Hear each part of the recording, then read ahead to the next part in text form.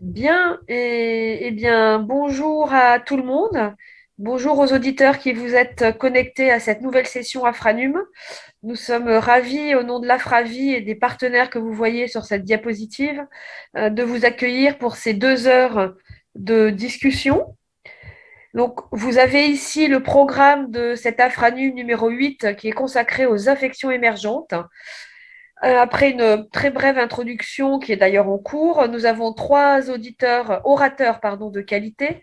Tout d'abord Xavier Anglaret qui va nous parler du rôle de la recherche dans la réponse aux maladies émergentes. Puis Marie Jaspard va nous parler de la maladie à virus Ebola et en particulier les leçons à tirer des épidémies récentes. Et enfin, Laura Lévy va nous parler du syndrome hémorragique des arboviroses. Et à la suite de chacune de ces présentations, nous aurons une session de questions-réponses. Diapo suivante. Alors, un point très important sur lequel nous reviendrons en fin de présentation, en fin de session, ça va être la réponse au questionnaire de satisfaction. Donc, vous voyez le lien qui est affiché ici, mais nous vous l'enverrons pour que vous l'ayez directement sur vos ordinateurs. C'est très important pour nous d'avoir un retour sur ce que vous pensez de l'organisation de ces modules et en particulier s'ils ont permis d'améliorer vos connaissances et évidemment votre pratique. Et puis, nous vous donnons d'ores et déjà rendez-vous pour notre 9e session Afranum qui aura lieu en avril.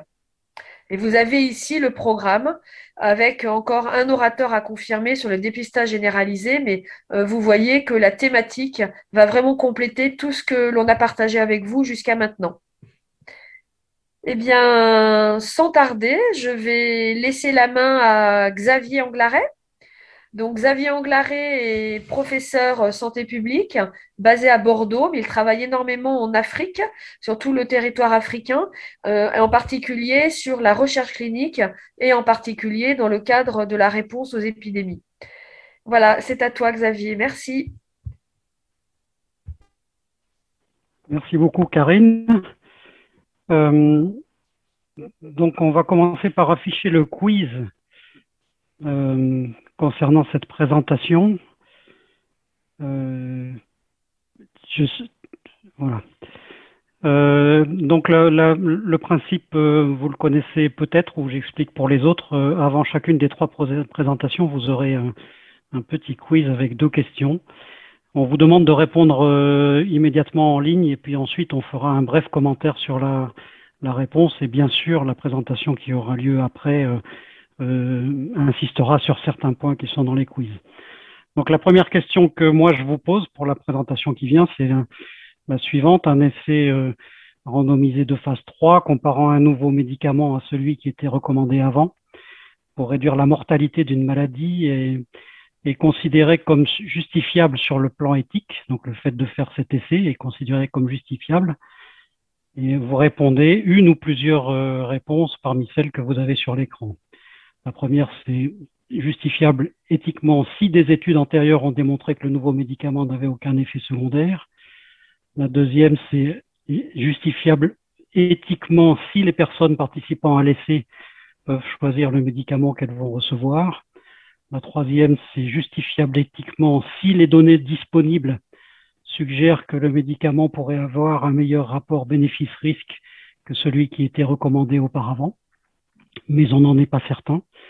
Et la quatrième proposition, c'est justifiable éthiquement si des études antérieures ont démontré que le nouveau médicament expérimental était plus efficace pour réduire la mortalité chez l'homme que celui qui était recommandé auparavant. Donc vous pouvez répondre en direct. Et vous avez quelques secondes pour ça, on va pas y passer trop de temps.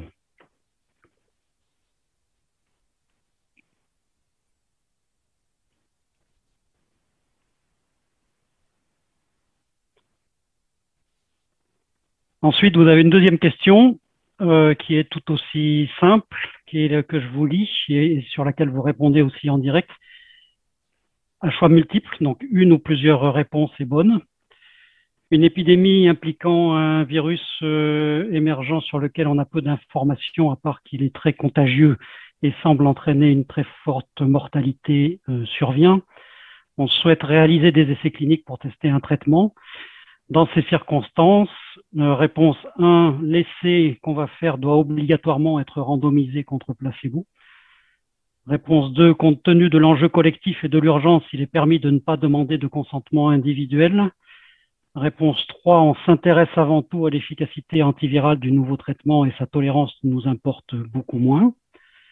Réponse 4, pour obtenir plus vite la réponse à la question principale, qui est celle qui porte sur la réduction de la mortalité, on peut concevoir un cahier d'observation avec un nombre très réduit de variables à recueillir. Et réponse 5, il n'est pas éthique de randomiser contre placebo.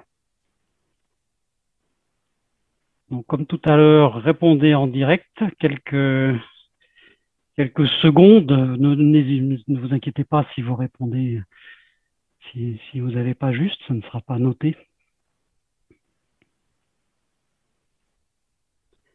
Et on ne va pas tarder à voir s'afficher sur notre écran la distribution des réponses que vous avez faites. Alors, sondage 1. Alors, toutes les réponses ne s'affichent pas, donc mais la bonne réponse, c'était la troisième. Les données disponibles suggèrent que le médicament a un meilleur rapport bénéfice-risque que celui qui était recommandé auparavant. Je le commenterai dans la présentation. 67% des gens ont répondu ça. Les études antérieures ont démontré, la première réponse ont démontré que le nouveau traitement avait zéro risque. C'est pas bon parce que des médicaments avec zéro risque, ça existe peut-être, encore qu'il n'y en a pas beaucoup, mais on part toujours dans un nouveau traitement avec la possibilité qu'il y ait des risques, y compris des risques faibles. Donc, on n'exige pas d'avoir une certitude de zéro risque avant de commencer un essai. La deuxième réponse, 9% des gens ont répondu. Les participants pourront choisir le médicament. Donc là, c'est pas bon parce qu'on va faire un essai randomisé. J'en reparlerai tout à l'heure avec tirage au sort. Et la quatrième réponse, des études antérieures ont démontré que le nouveau traitement était efficace. La réponse n'est pas bonne. Peut-être que la question était mal posée, mais en tout cas, la formulation démontrait que le nouveau traitement était efficace n'est pas bonne. C'est parce que si on avait cette démonstration-là, on ferait pas d'essai. Ensuite, la question suivante, est-ce qu'on peut l'afficher? Oui, on peut l'afficher. Donc là, la bonne réponse était la réponse D, donc la quatrième réponse.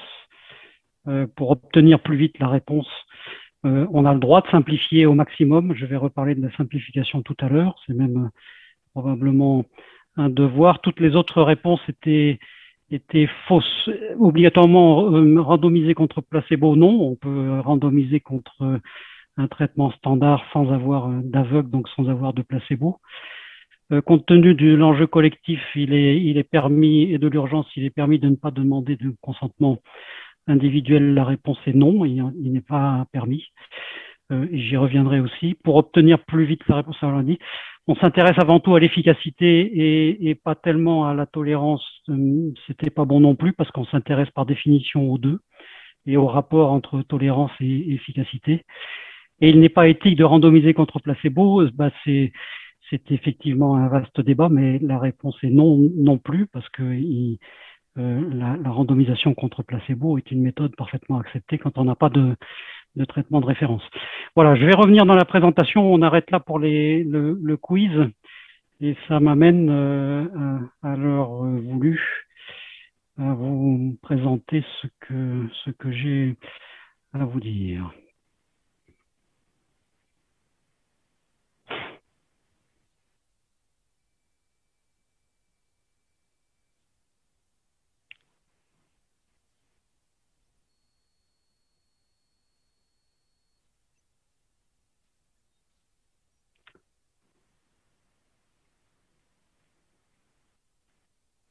Voilà, on va y arriver. Donc alors, moi je vais vous parler du rôle de la recherche clinique dans la réponse aux maladies émergentes. La question qui est donc je ne parle que de recherche clinique. Parler de recherche en général aurait été très vaste et donc ça va porter évidemment beaucoup, ce que je vais dire, sur les essais thérapeutiques, même si la recherche clinique ne se limite pas aux essais, il y a aussi des choses très intéressantes qui peuvent être faites, notamment dans les cohortes ou dans d'autres types d'études. La question sous-jacente, évidemment, aujourd'hui, c'est de se dire comment on fait pour mener des essais cliniques vite et bien quand on est dans une situation d'urgence, puisque c'est un peu ce qui sous-tend notre séance d'aujourd'hui. Donc, je vais là-dessus essayer de répondre ou de ne pas répondre ou de donner des pistes de réponse en insistant sur 6 points qui sont absolument importants à considérer quand on veut faire des essais thérapeutiques et ensuite j'aurai une diapo de conclusion. Alors, le point numéro 1, c'est qu'il faut qu'on ait bien tous en tête et qui n'est pas si évident que ça. Donc, ça va mieux en le disant, c'est de dire qu'au cœur de la recherche clinique, il y a des gens. Alors d'abord, la recherche clinique est utile si vous n'en êtes pas persuadé, ceux d'entre vous qui font des soins, il faudrait que vous vous en persuadiez. C'est comme ça qu'on fait avancer les connaissances, à la fois pour la prévention, les traitements et pour la médecine en général. La recherche clinique ne remplace pas l'expérience clinique, elle est complémentaire. Les bons cliniciens continuent à exister et sont extrêmement importants, y compris en recherche clinique. Mais les bons cliniciens des années 2020 sont ceux qui posent les bonnes questions et formulent les bonnes hypothèses. Ce ne sont pas ceux qui donnent des réponses avant tout le monde et qui savent avant tout le monde ce qu'il faut faire.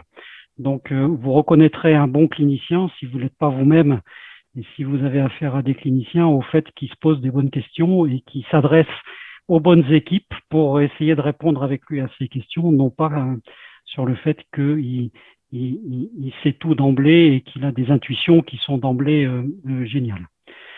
Deuxième chose, c'est on parle de gens, donc là on a parlé des cliniciens, mais on parle d'individus.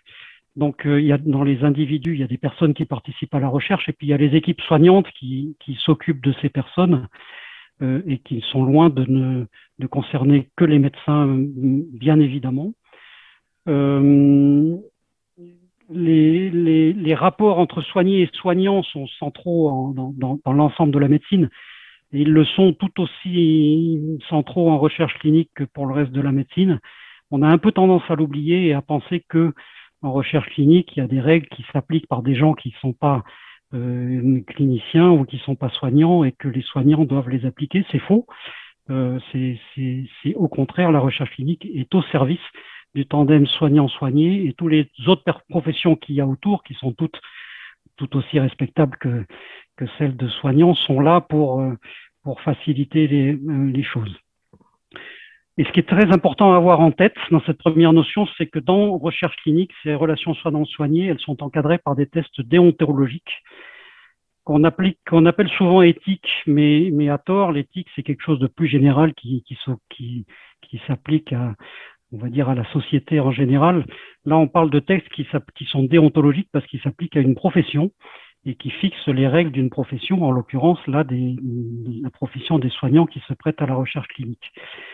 Et dans ces règles, dont on peut citer comme grand test déontologique la déclaration d'Helsinki, qui est un des textes fondateurs qui n'a pas démérité depuis. Il y en a pas mal qui apparaissent dans pas mal d'institutions depuis, mais qui ne disent finalement pas forcément grand-chose de plus que la déclaration d'Helsinki. Si vous la lisez en détail, vous vous rendrez compte qu'il y a un fil conducteur général qui est que les soignants sont au service de leurs soignés et qui sont un peu leur avocat. Donc, ils sont au service d'un individu et tout ce qui pourrait avoir comme conflit entre le service qu'ils ont à rendre à la personne qui soigne et, en l'occurrence, un essai clinique, si on est dans la recherche clinique, eh ben, on doit trancher en faveur de l'individu et pas en faveur de l'institution ou de la recherche.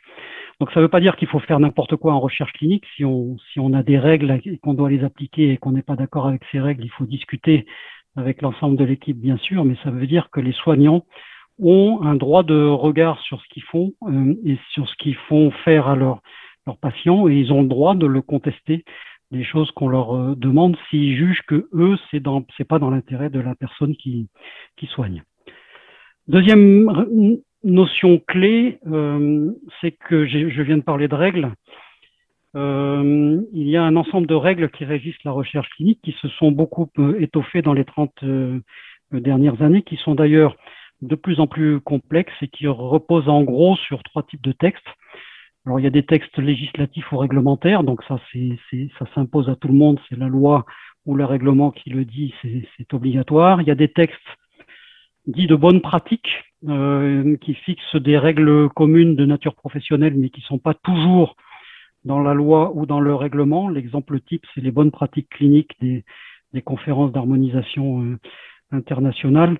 Alors, en France, par exemple, les bonnes pratiques cliniques sont maintenant intégrées dans les aspects réglementaires des institutions françaises. C'est pas le cas dans tous les pays, mais ce sont aussi des règles qui sont internationalement admises et qu'il faut avoir en tête quand on fait de la recherche. Et puis, il y a des règles déontologiques, je viens d'en parler, la déclaration d'Helsinki, qui d'ailleurs souvent ne fixe pas des règles. Si vous lisez ce type de déclaration, elles ne vous disent pas dans telle situation il faut faire ceci ou cela. Elles vous affirment des principes. Et elles sont très importantes à considérer, justement quand ces principes amènent à réfléchir à des choses qui sont pas forcément dans la loi ou dans le règlement. Donc tout ça est complémentaire. Une grande partie de ces structurations, dont des textes dont il est question, a un objet central, alors pas 100% de ces règles, mais ça tourne quand même beaucoup autour de ça, qui est de minimiser les risques pour les personnes qui participent à la recherche. Donc, un essai randomisé qui débute avec la certitude qu'il y a 0 risque, ça n'existe pas. On l'a vu dans le quiz tout à l'heure, il y a toujours, ou en tout cas très souvent, des risques avec tout médicament, même quand ils sont faibles. Donc, la notion qu'il faut avoir en tête quand on fait de la recherche clinique, c'est pas uniquement la notion de risque, c'est la notion du rapport entre le bénéfice et le risque. Et c'est important à considérer parce que même si vous avez des risques faibles, si vous n'avez pas du tout de bénéfice, vous aurez une intervention qui est inadmissible. Donc, il sera admissible, si on ne le sait pas à l'avance, de faire un essai qui essaye ce médicament, mais dès qu'on a la certitude qu'il y a plus de risques que de bénéfices, même si ces risques sont faibles, il faut soit arrêter l'essai clinique, et si on avait cette certitude-là avant de commencer l'essai, il ne faut pas le faire. C'est ce qu'on appelle la notion d'ambivalence. C'était indiqué dans le quiz tout à l'heure. La justification de base de faire des essais randomisés, donc de comparer un nouveau médicament avec le médicament d'avant ou avec le standard de soins s'il n'y avait pas de médicament avant, c'est l'ambivalence, c'est-à-dire on se lance dans un essai que si on pense raisonnablement que la nouvelle chose qu'on propose a un rapport bénéfice-risque favorable, mais on n'en est pas certain, et c'est pour ça qu'on fait en essai. Dès qu'on en est certain, eh ben, on ne fait pas d'essai parce que ça serait pas éthique de le faire. C'était un des items du quiz de tout à l'heure. Tout ça donne une structuration assez complexe.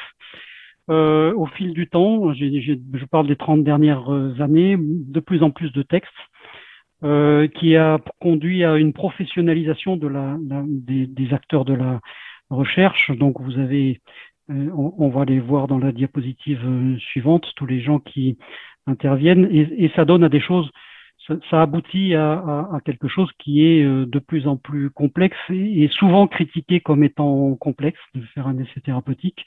Donc on va se pencher un peu là-dessus maintenant. C'est ma notion clé numéro 3. Un essai clinique est de plus en plus complexe et on va voir si on peut le simplifier ou non en situation d'urgence.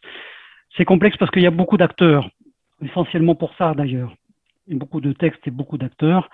Donc vous avez les comités d'éthique qui heureusement existent maintenant à peu près partout et qui heureusement aussi ont de plus en plus d'expérience sur la recherche clinique. Donc ça, c'est un acteur incontournable. Vous avez les autorités réglementaires de chacun de vos pays respectifs, c'est-à-dire vous faites un essai, vous demanderez l'autorisation au comité d'éthique, mais aussi à l'autorité dans le pays qui donne les autorisations ou pas de faire de la recherche clinique. pas seulement sur des aspects éthiques, mais sur tous les aspects envisageables, notamment dans la loi et dans les règlements du pays. Vous avez un acteur qui est souvent mal connu, mais qui est très important, qui est le promoteur. Il n'y a pas d'essai clinique sans promoteur. Le promoteur, c'est l'institution. C'est pas une personne individuelle, c'est une institution qui est légalement responsable de tout ce qui se passe dans l'essai clinique. Donc, c'est quelqu'un qui a un rôle considérable, qui délègue souvent ce rôle à d'autres acteurs, mais qui a le droit de regard permanent, qui juge sur ce qui se passe et qui a le droit d'interrompre l'essai s'il considère que ça ne se passe pas selon les choses qui avaient été établies. C'est aussi l'acteur, le promoteur qui sera qui doit assurer les participants à l'essai et vers lequel peuvent se retourner les tribunaux si jamais il y a des anomalies qui ont été constatées. Vous avez ensuite des gens qui s'occupent de la méthodologie au sens large, donc qui conseillent sur la meilleure façon de faire l'essai, mais qui aussi le surveillent en permanence dans quelque chose qu'on définit souvent d'un anglicisme, par un mot en anglais qui est le monitorage, qui veut dire la surveillance, qui est maintenant un acteur essentiel aussi. Vous avez une pharmacie qui coordonne tout ce qui a trait au traitement de l'essai.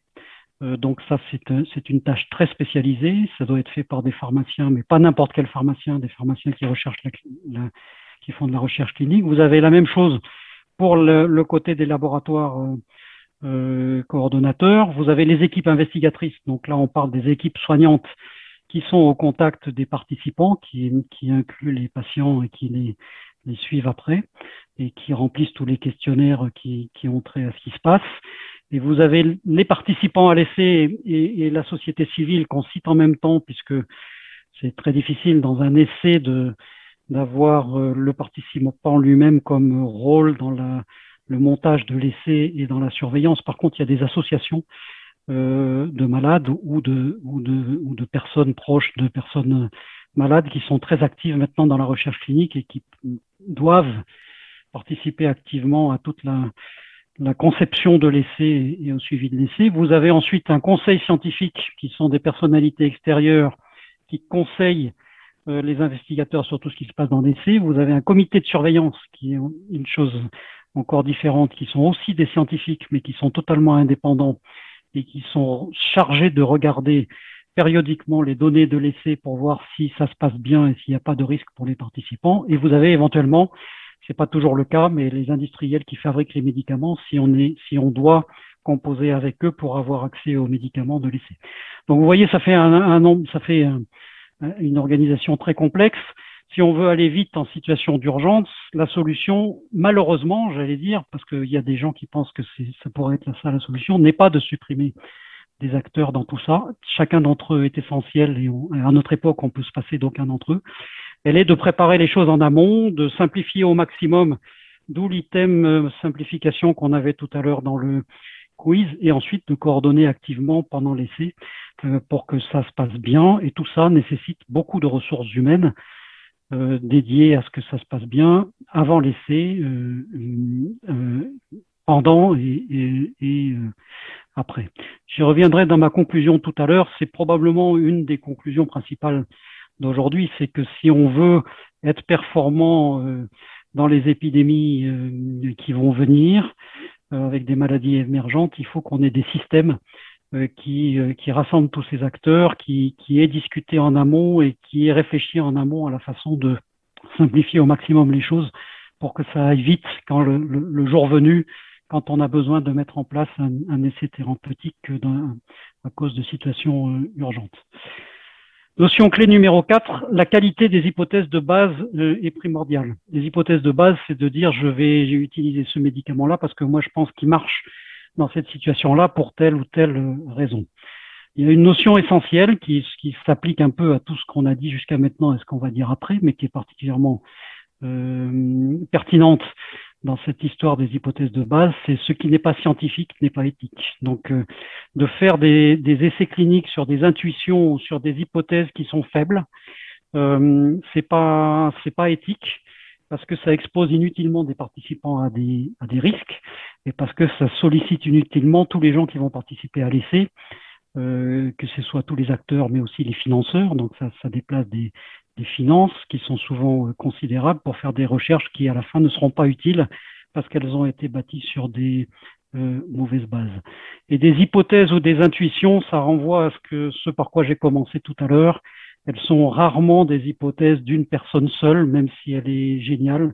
C'est maintenant des choses qui se font en collaboration entre équipes, entre plusieurs équipes de plusieurs spécialités pour pouvoir se dire il faut essayer ce médicament parce qu'on a des bons arguments. Un mot sur cette notion de risque et sur le rapport bénéfice-risque dont j'ai parlé tout à l'heure et dont on a parlé dans le quiz. Le fait d'avoir un médicament qui a un risque faible n'est pas une raison pour l'utiliser dans n'importe quoi parce qu'on a l'intuition qui marche.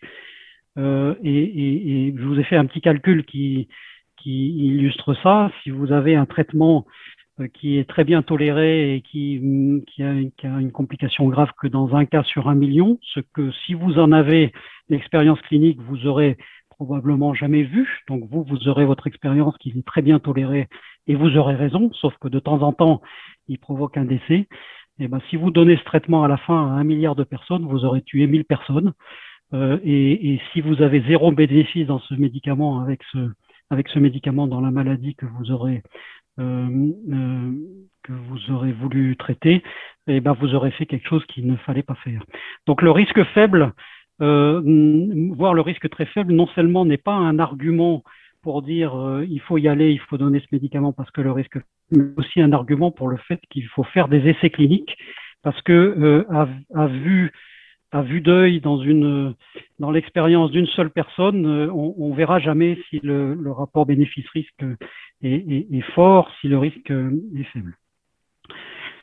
La notion clé numéro 5, il y en a 6, je vous l'ai dit tout à l'heure, c'est qu'il y a des étapes pour valider un traitement qui sont très codifiées. Alors vous avez des étapes précliniques, d'abord in vitro, ex vivo, on peut redire la différence tout à l'heure si vous voulez. Chez l'animal in vivo, avec plusieurs types d'animaux, des rongeurs, des primates suivant la maladie et les nouveaux de preuve. Et ensuite, une fois qu'on a eu des résultats satisfaisants dans ces phases précliniques, on passe aux phases cliniques avec d'abord une phase 1 chez le volontaire sain pour la sécurité, une phase 2 pour rechercher la bonne dose et s'assurer d'une assez bonne tolérance et avoir éventuellement un signal d'efficacité, une phase 3 dans la preuve d'efficacité. Il y a une phase 4, j'en parle pas, ça correspond pas à ce qu'on dit aujourd'hui. Dans les épidémies récentes, on a conceptualisé ou reconceptualisé le concept de repositionnement de médicaments qui consiste à dire qu'on va utiliser des médicaments qui ont déjà été utilisés auparavant chez l'homme dans une autre indication. Donc, ça permet de shunter les phases 1 et 2 puisque on connaît déjà ce médicament, il a déjà été donné chez l'homme, on sait qu'il est en général bien toléré.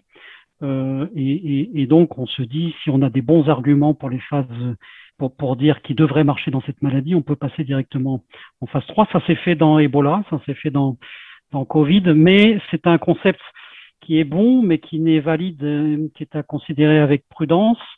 Premièrement, il n'est valide que si les hypothèses initiales sont solides. Donc, ça nous renvoie à la diapositive précédente sur les hypothèses ou sur les intuitions. Il faut vraiment un gros travail de groupe pour se dire qu'on a raison d'aller avec ce médicament-là. Pour vous donner l'exemple de Covid, si vous regardiez des médicaments qui in vitro pouvaient marcher sur Covid, vous en aviez des centaines, vous ne pouviez pas faire un essai clinique sur ces centaines. Et très souvent, on est déçu à la fin sur le repositionnement dans les phases d'efficacité entre ce qui se passe en phase préclinique et ce qui se passe dans les phases d'efficacité. On n'a pas la bonne, on est déçu. La deuxième, c'est valide si on peut être ensuite très adaptatif, parce que par définition, on va être dans des maladies où on va avoir plein de candidats, donc il faut pouvoir screener rapidement et se débarrasser de ceux qui ne marchent pas. Et c'est valide si on prend aussi en compte la maladie et le traitement. C'est pas parce qu'un traitement a été donné dans une autre maladie avant qu'il qui va être, et qu'il était bien toléré dans une autre maladie, qui va être bien toléré dans la maladie où on l'essaye. Donc, on recommence des fois quand même un peu à zéro avec des repositionnements. Et enfin, la notion clé numéro 6, c'est la rigueur des méthodes est primordiale.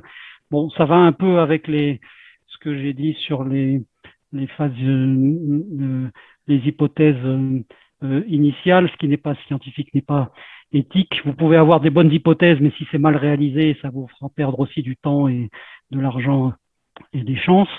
Mais aussi, on peut dire l'inverse, c'est-à-dire que les acteurs de la recherche ou les méthodologistes ou les gens qui coordonnent, s'ils sont trop dogmatiques dans les règles, ils peuvent être multiplier les règles et les interprétations des règles dans des sens trop restrictifs et faire au final perdre du temps et à tout le monde.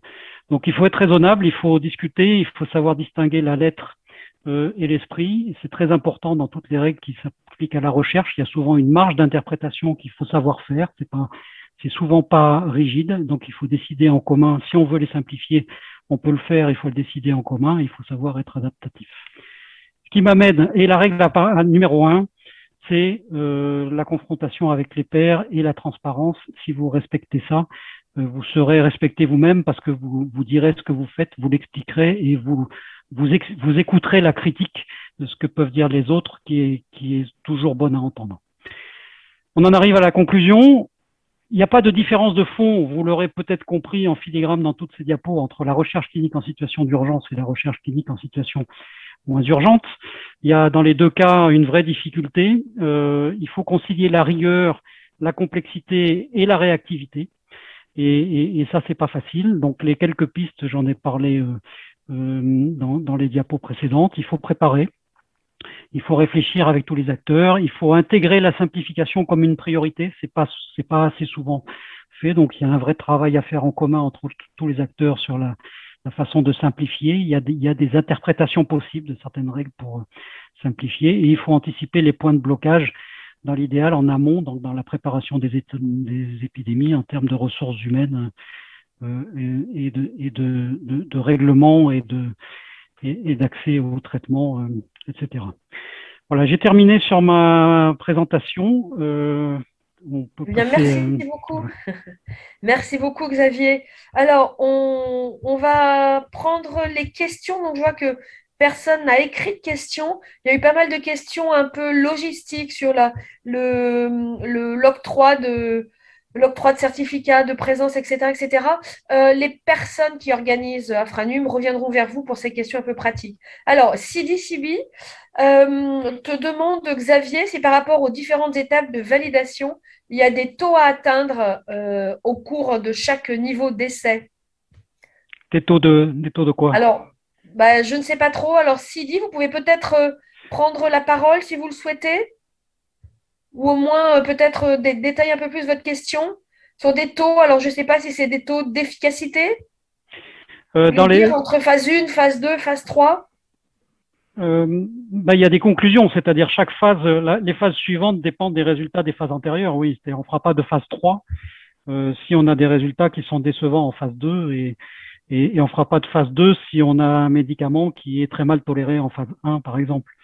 Donc, à chaque étape, il y a un go-no-go, oui, sur les résultats de l'étape conditionnent la suite. Et je pense que c'est une bonne question parce que ça dit en filigrane qu'il est pas évident à l'avance d'avoir en tête un programme complet de ce qu'on va faire, puisque ce qu'on va faire dépendra de ce qui est des résultats de ce qui est en cours et le financement de la phase suivante ne sera jamais acquis tant que la phase en cours n'est pas terminée. Oui, effectivement, Sidi Sibi a confirmé que c'était bien le taux d'efficacité. Nous avons une deuxième question sur la différence entre in vivo et ex vivo. Préclinique et clinique, je pense, en particulier.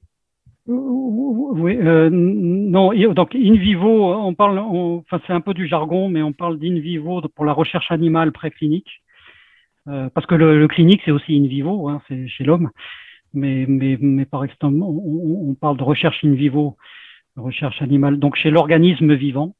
Donc, c'est des petits ou des gros animaux, enfin, il y a des animaux de tout type, c'est la recherche animale.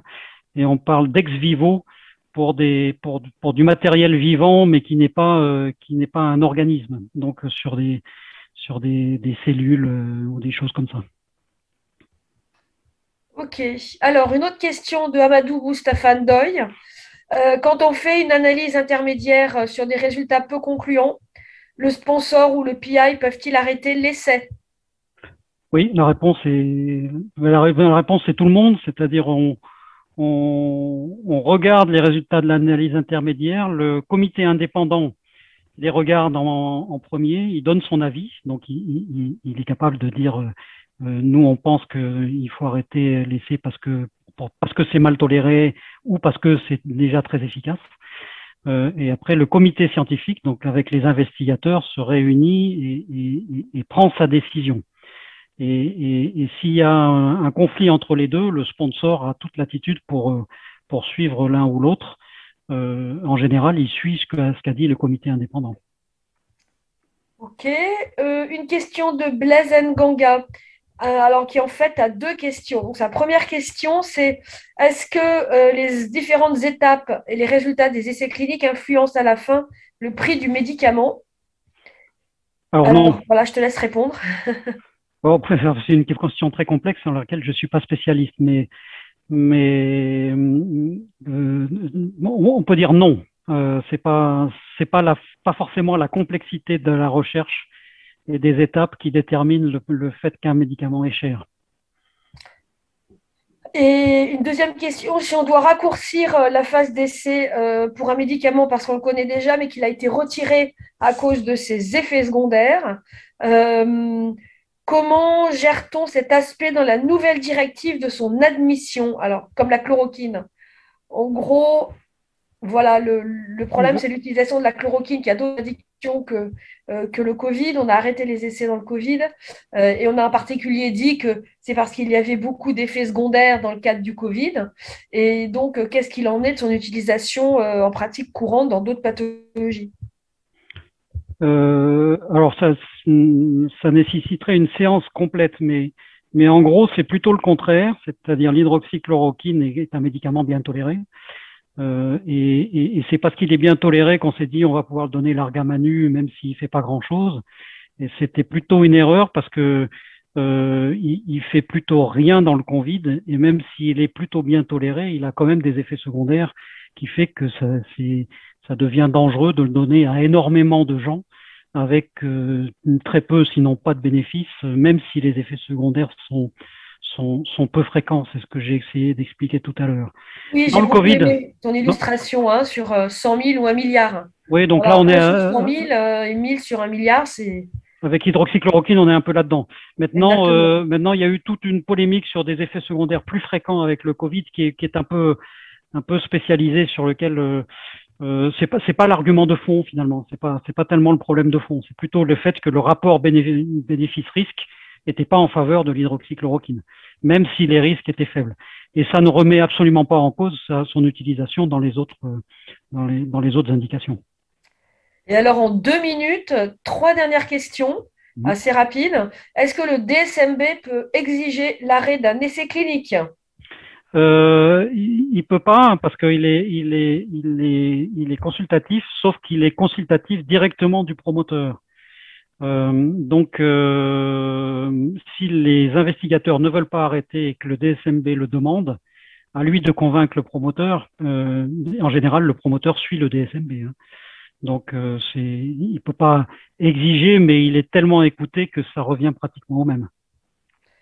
Pourriez-vous m'expliquer encore le repositionnement des molécules? Ben, c'est un médicament qu'on a déjà donné dans une indication. Donc l'hydroxychloroquine encore en était un, et il s'est donné dans d'autres pathologies. Et donc on s'est dit, il va peut-être marcher dans la Covid. Et comme on le connaissait déjà avant, qu'il avait déjà passé des phases 1 et des phases 2 pour les autres pathologies, on s'est dit, on peut faire directement les essais de phase 3 parce qu'on connaît sa tolérance et on connaît sa pharmacocinétique. Donc, on chante les phases 1 et 2 et on passe directement en phase 3 parce que c'est des médicaments qui ont déjà été utilisés chez l'homme. Ok, alors là, on est pile dans les temps. Il y a encore quelques questions qui sont très, très intéressantes. Je vous propose de les garder parce qu'on a toujours un peu de temps après les autres présentations et on y répondra à ce moment-là puisque Xavier va rester avec nous. Et d'ailleurs, je vais te passer la main, Xavier, pour que tu présentes l'oratrice suivante. Très bien, merci. Donc l'oratrice suivante s'appelle Marie Jaspard. Elle est infectiologue, elle est ancienne chef de clinique en maladies infectieuses et elle a un parcours très original qui d'abord l'a poussée à travailler beaucoup avec la médecine humanitaire et donc à avoir des expériences de médecine humanitaire en dehors de la recherche. Et suite à cette expérience, à réfléchir à l'association entre organisation de médecine humanitaire et recherche académique. Et donc comment faire travailler ensemble les gens qui font de la recherche à l'université ou dans les organismes de recherche et les humanitaires.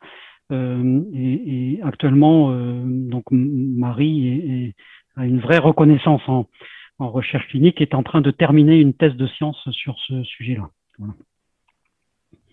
Merci beaucoup Xavier, bonjour à tous, merci aux organisateurs de m'avoir invité. Merci de cette introduction Xavier, parce qu'évidemment Xavier est un de mes maîtres actuellement et depuis plusieurs années, donc je suis très heureuse de vous présenter ce que je vais vous présenter. Donc je pense qu'on va commencer par le quiz.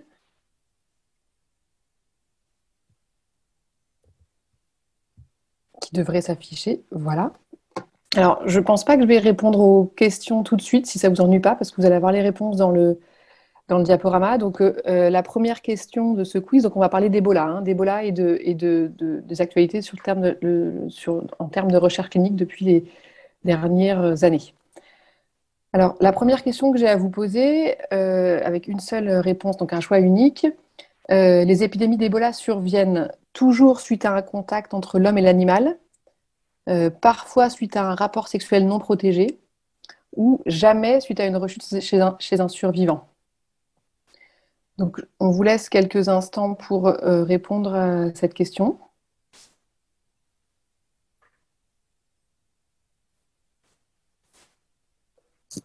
Et bien sûr, je présenterai dans les diapositives à venir les résultats et pourquoi c'est pas si simple de répondre à cette première question notamment.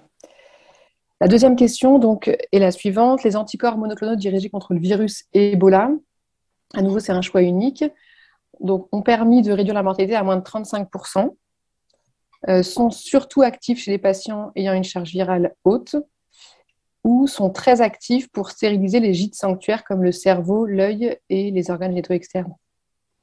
Je vous laisse répondre aussi.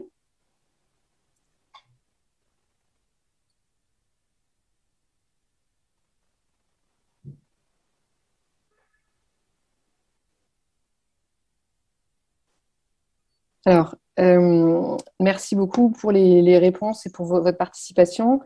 Donc, évidemment, à la première question, vous avez répondu que toutes les épidémies d'Ebola survenaient après un contact entre l'homme et l'animal à la grande majorité, donc c'est normal que vous répondiez ça. Je vais essayer de vous démontrer dans les diapositives à venir que ce n'est plus le cas, que justement, il y a eu un changement de paradigme sur la transmission d'Ebola, et ça, je trouve assez intéressant. La bonne réponse, c'est la deuxième, parfois suite à un rapport sexuel non protégé. Et évidemment, jamais suite à une rechute chez un survivant n'était pas la bonne réponse. Mais je vais vous exposer tout ça juste après. Et la deuxième question, donc, vous avez répondu principalement donc, que les médicaments ont permis de réduire la mortalité à moins de 35%. C'est effectivement la bonne réponse. Les médicaments, on va le voir, ne sont pas particulièrement actifs chez les patients ayant une charge virale élevée et ne sont pas particulièrement actifs pour stériliser les gîtes sanctuaires. Donc, on va y revenir juste après, mais vous allez voir que là aussi, les choses ont pas mal avancé sur la thérapeutique Ebola au cours des dernières années. Je vais partager du coup maintenant mon écran.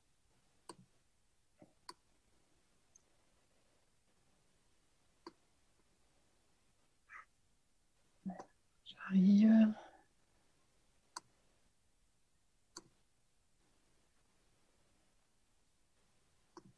Voilà. Donc, on va parler aujourd'hui des leçons à tirer des épidémies récentes d'Ebola. Donc, comme l'a dit Xavier, moi je travaille pour l'INSERM à Bordeaux et l'ONG à Lima. Donc, dans ce contexte-là, on peut travailler au plus proche des patients, comme l'a expliqué Xavier juste avant, ce qui est nécessaire pour la recherche clinique, tout en ayant un appui fort auprès des institutionnels et surtout de l'INSERM, qui est donc un grand centre de recherche bien connu. Alors, Juste pour faire un point épidémiologique, donc on avait tous bien en tête la grosse épidémie d'Afrique de l'Ouest en 2014-2016, donc je ne vais pas revenir là-dessus, mais ça ne s'est pas arrêté à ce moment-là. En RDC, où vraiment c'est le pays qui voit le plus d'épidémies, et chaque année il y a des épidémies dans tous les coins du pays, il y a eu 5 épidémies depuis 2016 qui ont touché plusieurs États. Alors c'est vrai que le Nord Kivu, donc l'Est du pays, est souvent touché. Vous voyez qu'en 2018-2020, il y a eu une très grosse épidémie avec plus de 3000 cas.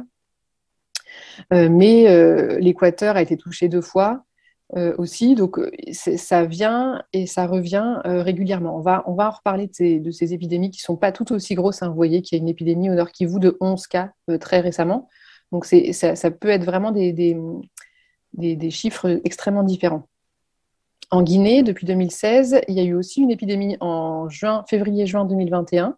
Pareil, petite épidémie avec 16 cas et 12 décès. Donc, c'est vraiment plus la même chose qu'en Afrique de l'Ouest à l'époque. Alors, évidemment, on est beaucoup mieux préparé.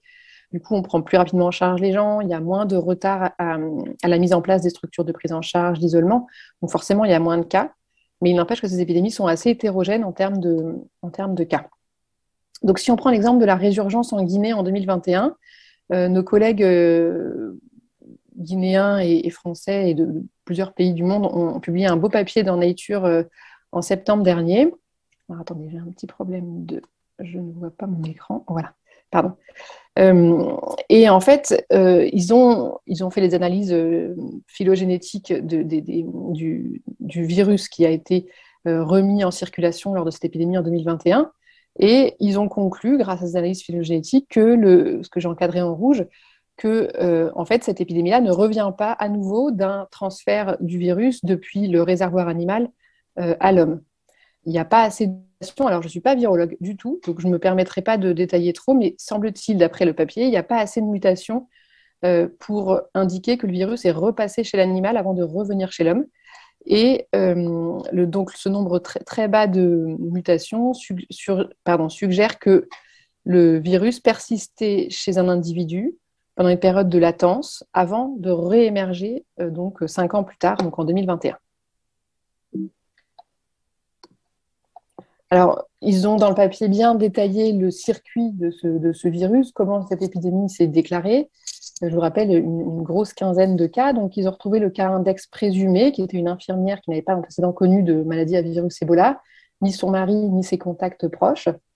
En revanche, dans sa famille éloignée, il y avait 25 personnes qui avaient été infectées en 2014-2016, dont 5 qui ont survécu. Et donc, les hypothèses formées dans le papier sont les suivantes. Le cas index présumé était potentiellement porteur sain de l'épidémie précédente. Et l'épidémie de 2021, il y a une résurgence chez cet individu qui, du coup, tout d'un coup, s'est mis, sans qu'on sache exactement pourquoi, à réexcréter du virus, à être malade et à contaminer donc les personnes autour de cette infirmière. L'autre hypothèse est que donc, ce cas index présumé n'était pas le vrai cas index, hein, ça arrive, hein, souvent, à force de remonter pour essayer de trouver la personne source de l'épidémie, eh ben, on va le plus loin qu'on peut, mais on ne peut pas toujours aller jusqu'au bout. Et donc, le vrai cas index qu'on n'a jamais trouvé, qu'on n'aurait jamais trouvé dans cette hypothèse-là, était lui aussi éventuellement porteur sain et aurait possiblement transmis le virus au cas index présumé. À droite, vous voyez plusieurs papiers, alors ce n'est pas exhaustif, hein, il y en a beaucoup, indiquant que le virus Ebola pouvait avoir une transmission sexuelle. Et donc, on pourrait imaginer, hein, de toute façon, on est toujours dans les hypothèses, que le cas index présumé ou un autre, hein, s'il y a plusieurs cas avant le cas index présumé, aurait eu un rapport sexuel, par exemple, avec un porteur sain qui a relancé l'épidémie. Donc, tout ça pour dire qu'on ne sait pas exactement comment ça commence, hein, et c'est bien normal, mais on n'est plus dans l'histoire une chauve-souris, un humain, et hop, ça démarre. On est dans des vieux patients Ebola ou des porteurs sains ou des rechutes qui peuvent éventuellement recontaminer et relancer des épidémies, qui sont certes pas très importantes, mais qui sont existantes quand même. L'autre papier que je voulais vous montrer, c'est un papier publié par nos collègues de l'INRB en RDC, qui a publié donc, dans ce journal-là un case report qui est très intéressant en avril dernier, où ils décrivent donc un patient vacciné en 2018 dans un contexte de de vaccination de masse au Nord Kivu en contexte épidémique, qui fait une maladie à virus Ebola en juin 2019, donc quelques mois après, avec des symptômes et une PCR positive, qui reçoit donc des anticorps monoclonaux, je vais en parler juste après, et qui est guéri en juin, un peu plus tard en juin, avec 2 PCR négatives. Il a même un sperme négatif en août qui suit. Le problème arrive en novembre, quand il recommence à avoir un syndrome grippal et des saignements. Il est admis au centre de traitement Ebola un petit peu tardivement avec 3 PCR positives et il décède quelques jours après. Ce patient-là a été responsable, selon les analyses génétiques, de 29 cas secondaires de maladie à virus Ebola. Et les 2 virus, le virus du premier événement et du deuxième événement, donc à nouveau, n'avait que 2 mutations de différence, ce qui, pour les virologues, n'est vraiment pas beaucoup, et ce qui indique qu'il a rechuté. Il ne s'est pas réinfecté par un autre virus qui avait circulé chez d'autres personnes avant de revenir chez lui. Donc, à nouveau, on voit que là, on a encore une transmission qui n'est pas liée à un passage de l'animal à l'homme, mais qui est liée à une rechute d'un patient survivant. Donc tout ça, c'est des éléments. Alors moi, quand j'ai appris Ebola il y a très longtemps, c'était impensable. On pensait que c'était immunisant, on pensait que c'était uniquement une transmission animale. En fait, c'est évidemment beaucoup plus compliqué que ce qu'on pense, comme d'habitude. Alors ça, je pense que tout le monde est au courant, mais je vais quand même en toucher 2 mots pour qu'on ait tous le même niveau d'information. Donc il y a un gros essai thérapeutique qui a été mené en RDC au cours de la 10e épidémie de Nord Kivu, donc en 2018-2020. Essai randomisé contrôlé, avec comme bras contrôle le ZMAP, et puis les interventions elles sont décrites ici. Donc il y avait donc le MAP 114 qui est un anticorps monoclonal, le Regeneron qui est un cocktail d'anticorps monoclonal associant 2 anticorps monoclonaux, et le Remdesivir qui est un antiviral direct. Donc j'espère que l'essai a été mené en respectant tous les critères que Xavier a évoqués juste avant. En tout cas, on a inclus aussi les enfants et les femmes enceintes, et les résultats ont été assez intéressants. 681 patients ont été inclus, près de la moitié avec une charge virale basse, donc je vous rappelle, élevée, pardon, donc une CT basse. Donc je vous rappelle que la CT réagit à l'inverse de la charge virale, donc quand je dis CT basse, ça veut dire charge virale élevée. Les patients ont été inclus après 5 jours en médiane du début des symptômes, et près d'un quart des patients qui ont été inclus avaient été vaccinés au préalable, près de la moitié depuis plus de 10 jours. Donc des gens qui étaient déjà immunisés par la vaccination et qui ont quand même développé la maladie. Alors, ils ont développé une maladie moins sévère, mais ils ont quand même développé une maladie. Vous voyez en dessous dans le tableau les résultats. Vous voyez que la mortalité a bien baissé dans les 2 bras qui ont montré une efficacité, donc le MAP 114 et le Regeneron, avec une mortalité à 35 et 33% dans ces 2 bras-là, en comparaison avec à peu près 50% dans le bras contrôle par le ZMAP. Le Remdesivir n'a pas montré une efficacité significativement différente du ZMAP. Le seul problème, c'est les carrés orange en dessous, c'est que chez les patients sévères, la mortalité est encore assez élevée, autour de 70%. Alors sévère, c'est un abus de langage parce qu'on associe la sévérité avec la charge virale. Donc là, dans ce contexte-là, c'est les patients qui ont une charge virale élevée, qui ont une mortalité qui reste relativement élevée. Donc ça veut dire qu'on ne va pas pouvoir y arriver complètement uniquement avec les anticorps monoclonaux, avec ces 2 médicaments-là. C'est une bonne avancée, mais ça ne va peut-être pas être suffisant. Donc en parallèle avec l'essai PALM, on a mené une cohorte prospective qui s'appelle EVISTA au moment de cette même épidémie, qui incluait des patients de l'essai PALM, mais aussi des patients qui n'ont pas été inclus dans l'essai PALM parce qu'ils étaient arrivés trop tard, qui était beaucoup plus exhaustive, si je puis dire. Et dans cette cohorte-là, on a validé un score clinico-biologique qui s'appelle le PREDS. Et donc, je ne peux rien vous dire de plus parce que le manuscrit est soumis. Donc, c'était juste pour faire un petit peu de teasing.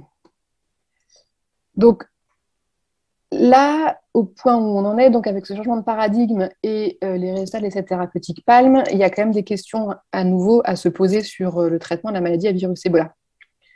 D'abord, on a des enjeux qui sont un petit peu différents maintenant. On a cette histoire de persistance virale, donc dans les gîtes sanctuaires. Grâce à ces gîtes sanctuaires, on peut faire des rechutes ou on peut transmettre par voie sexuelle et donc réinitier des épidémies. Il va falloir trouver un système pour quand même agir sur ces gîtes sanctuaires. Et deuxièmement, le médicament marche bien, mais il y a une mortalité qui reste assez élevée chez les patients qui ont une charge virale élevée. Donc, on n'est pas complètement arrivé au bout de nos peines grâce à cet essai thérapeutique. Maintenant, il y a plusieurs options. La première est de trouver de nouveaux médicaments qui sont hyper efficaces sur les maladies sévères, ce qui n'est pas gagné, hein, parce qu'en général, les gens arrivent dans un état clinique assez détérioré, et donc c'est pas facile de les récupérer, et qui pénètrent dans les gîtes sanctuaires en plus. Pour l'instant, dans ce qu'on a dans le pipe, on n'a pas grand-chose qui a l'air de vouloir faire les deux de manière extrêmement efficace. Et donc, on est plus intéressé par les multithérapies. L'idée est d'associer des anticorps monoclonaux et d'autres médicaments pour essayer d'agir sur les gîtes et puis pour avoir une force de frappe, si je puis dire, un petit peu plus élevée. Donc, ça, c'est une liste non exhaustive des médicaments qui sont actifs ou qui seraient actifs sur le virus Ebola. Je vais les détailler juste après. Donc, pour le favipiravir, et je parle sous le groupe de Xavier qui menait l'essai JIKI, j'espère le relater de manière fidèle parce que je n'y ai pas participé. Donc, c'est un essai multicentrique monobras non randomisé dans 4 centres de traitement en Guinée entre décembre 2014 et avril 2015, donc au cours de l'épidémie d'Afrique de l'Ouest, où l'intervention consistait en l'administration de favipiravir avec une dose de charge, puis un traitement 2 fois par jour en administration orale et le standard de soins qu'on donnait à cette époque-là en Guinée. Un peu plus de 100 patients ont été inclus dans JIKI. Il a été montré que la mortalité était extrêmement différente selon la charge virale et que les patients qui avaient une charge virale élevée, donc avec une CT basse inférieure à 20, la mortalité était de 91%. Donc, c'est des chiffres assez importants. L'équipe a aussi montré une bonne tolérance du favipiravir. C'était pas un essai qui était designé, hein, comme il n'y avait qu'un seul bras, il n'était pas contrôlé, pour montrer une efficacité supérieure du favipiravir par rapport à autre chose, parce que ce n'était pas éthiquement défendable à ce moment-là. Mais cet essai a apporté quand même un certain nombre de réponses, notamment sur la maladie et sur la faisabilité de donner du favipiravir dans ce contexte-là, et surtout de mener un essai thérapeutique en période d'urgence, monté extrêmement rapidement et avec tous les critères de qualité que Xavier a évoqués juste avant. Les suites de JIKI, c'est que des modélisateurs ont regardé un petit peu les analyses pharmacocinétiques et ont réalisé que l'objectif de PK fixé n'avait pas été obtenu chez les patients inclus dans l'étude JIKI, donc que la dose n'était probablement pas suffisante pour réellement montrer une efficacité en termes cliniques sur Ebola. Et donc, un essai de phase 1 est en cours, enfin, on va commencer incessamment sous peu, pour évaluer des doses un petit peu plus élevées de favipiravir et donc remettre le favipiravir au centre de la discussion pour le traitement de la maladie à virus Ebola. Le remdesivir, donc c'est le deuxième médicament dont je voulais vous parler, on l'a vu dans l'essai PALM, il n'a pas montré d'efficacité supérieure par rapport au ZMAP, à cette posologie que je vous ai écrite là, mais qui n'a pas beaucoup d'importance. Peut-être que la posologie n'était pas tout à fait assez élevée à nouveau. En tout cas, c'est ce que disent les firmes qui fabriquent le remdesivir. Ce qui est intéressant dans cette molécule, c'est qu'il a une activité in vitro plus large sur le Marbourg et le Soudan, et qu'il pénétrerait dans les gîtes sanctuaires, justement, les fameux qu'on essaye d'atteindre pour éviter les récidives et les rechutes, et donc les nouvelles épidémies. Alors, il y a un essai qui a été fait, qui s'appelle Prevail 4, où les investigateurs ont administré le remdesivir versus du placebo chez des hommes avec des PCR positifs dans le sperme. Personnellement, je n'ai pas très bien compris le résultat de cet essai. Ils ont l'air d'être contents. Je trouve que c'est quand même pas très clair, mais il semblerait que le remdesivir est réduit dans la phase de suivi, donc M2, M6. Le taux de présence du virus dans le sperme. Alors, je l'ai fait relire ce papier par des collègues un peu plus expérimentés que moi en essai thérapeutique. Ils n'ont pas non plus trouvé que les résultats étaient complètement renversants. Donc voilà, il faut voir. Ça pénètre, mais il faut voir si c'est suffisamment efficace pour avoir un impact sur le taux de transmission ensuite des gens qui ont un sperme positif. Dernier médicament dont je voulais vous parler, c'est le galidesivir, qui est un analogue nucléosidique de la polymérase des virus ARN, qui a montré une activité in vitro sur le virus Ebola et d'autres virus aussi, qui a montré une activité sur le singe et sur le rongeur, donc les deux modèles animaux qu'on utilise habituellement sur Ebola. Il y a une phase 1 qui a été réalisée et maintenant, on ne sait pas très bien si ils vont continuer le développement sur Ebola ou bien au contraire sur Covid ou bien d'autres maladies. Donc, c'est une firme américaine. Il faut qu'on voit un petit peu s'ils sont intéressés par Ebola ou pas. Ils n'ont rien publié depuis cette phase depuis ces phases précliniques, ils n'ont rien publié particulièrement sur Ebola, donc c'est peut-être qu'ils ne veulent pas continuer le développement, pourtant c'est une molécule assez prometteuse. Donc du coup, nous, on est intéressés à essayer d'évaluer, donc peut-être dans un essai PALM 2 par exemple, les multithérapies associant un anticorps monoclonal et un antiviral direct. Je vais vous faire juste quelques minutes, j'espère que je ne suis pas trop en retard sur mon temps, sur la prophylaxie post-exposition de la maladie à virus Ebola. Donc actuellement, pour les contacts de maladie à virus Ebola, on propose une vaccination. Cependant, ces contacts à haut risque ont un risque d'infection extrêmement élevé, entre 50 et 80%. Que les anticorps vaccinaux ne sont pas produits avant 10 jours après la vaccination. Donc, pour les contacts à très haut risque, ça risque d'être un petit peu court pour assurer une protection. Et dans l'essai Ebola, ça suffit, donc mené en Guinée en 2014-2016, parmi les 21 contacts qui ont développé la maladie malgré la vaccination, il y en a 20 qui étaient des contacts à haut risque. Donc, peut-être que ces contacts à haut risque ne sont pas tout à fait protégés par une vaccination. Donc, quelle est la stratégie de prophylaxie post-exposition qu'on peut proposer à ces contacts à haut risque? C'est la question qu'on se pose aujourd'hui. Donc, on a tenté d'y répondre par une petite étude pilote au cours de l'épidémie de RDC, où on a administré à 23 contacts à haut risque non vaccinés un médicament. Donc, dans nos 23 personnes, on avait 8 enfants de moins de 10 ans, dont 2 traités à la naissance, des enfants qui sont nés de mères infectées par le virus Ebola. Ils ont reçu la prophylaxie un jour après le contact en médiane. Et ils ont reçu, donc parmi les 23, 21 ont reçu le MAB et 2 ont reçu le Régénéron. On les a suivis pendant 14 jours sur le plan clinique et virologique et on a eu 0 cas de maladie à virus Ebola. Donc, c'est un tout début. On l'a fait de manière emergency use, comme on dit en bon français, parce que ça nous paraissait évident qu'il fallait le faire dans ce contexte-là. Maintenant, il faut valider ça avec le processus d'essai thérapeutique qui fonctionne bien. Donc, il y a plusieurs étapes. Il faut d'abord qu'on se mette tous d'accord, ce qui n'est pas le cas, sur la définition des contacts à haut risque. Il y a une définition de l'EMS, une définition de l'INRB. Nous, on a une proposition aussi à faire. Donc, chacun y va un petit peu de sa définition. Il faut qu'on se mette bien d'accord là-dessus. Il faudra ensuite, évidemment, faire un essai thérapeutique évaluant l'efficacité à proprement parler de la prophylaxie chez les contacts à haut risque.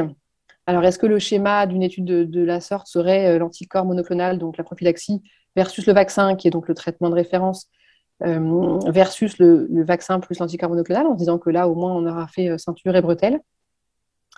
Le seul problème, c'est que, et là, c'est le dernier point de ta diapositive, c'est qu'on s'attend quand même, vu que l'anticorps monoclonal agit contre la GP du virus et que le vaccin fabrique des anticorps dirigés contre la GP du virus, donc ils partagent la même cible, on est un peu inquiet que l'anticorps monoclonal inhibe la production de vaccins et que donc cette administration conjointe MAB plus vaccin donne une fausse protection aux contacts qui se croient protégés au long terme alors qu'en fait leur vaccin a été inhibé par l'administration de médicaments en même temps. Et donc on est en train de mettre en place une étude qui s'appelle IMOVA qui vise à évaluer l'interaction entre l'anticorps monoclonal et le vaccin. Une minuscule diapo sur Prévac, parce que je n'ai pas participé, mais je voulais quand même en parler, qui est un essai de phase 2 randomisé contrôlé contre placebo, en double aveugle, qui évalue la safety et l'immunogénicité de 3 stratégies vaccinales qui sont détaillées ici. Donc la stratégie développée par Janssen, donc l'adeno 26, et puis le MVA 56 jours après. Le vaccin Merck, qui est le vaccin de référence validé actuellement. Et la troisième stratégie, le vaccin Merck avec un boost avec ce même vaccin 56 jours après. On va évaluer, les investigateurs vont évaluer le taux d'IgG à M12 et ont inclus à date 1400 adultes et 1400 enfants. Et je crois que les résultats sont à 2 doigts d'être publiés, mais je ne les ai pas vus, donc je ne peux pas vous les partager, mais c'est à suivre. Voilà, je voulais remercier tous les collègues des différentes organisations qui nous aident au quotidien à mener toutes ces études en même temps et à se poser les questions. Les équipes de Dakar, de Halima et sur les terrains d'intervention qui font un boulot extraordinaire et évidemment tous les patients qui ont été impliqués dans ces projets de recherche. Je vous remercie. Merci beaucoup Marie. On a 9 minutes pour des questions. Il y a pas mal de questions qui sont toutes intéressantes. Alors on a déjà 2 personnes à l'oral et on en a plus dans des questions écrites. On va commencer par les questions orales. Si vous pouvez poser une question assez courte, s'il vous plaît, pour que faut qu'on ait le temps de voir tout le monde. La première, c'est Leïla Douib.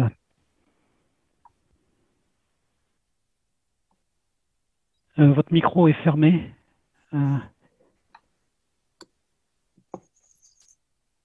Je ne sais pas si vous pouvez ouvrir votre micro, si vous voulez poser votre question. Et là, vous pouvez ouvrir votre micro. Normalement, vous avez l'autorisation du côté de la régie.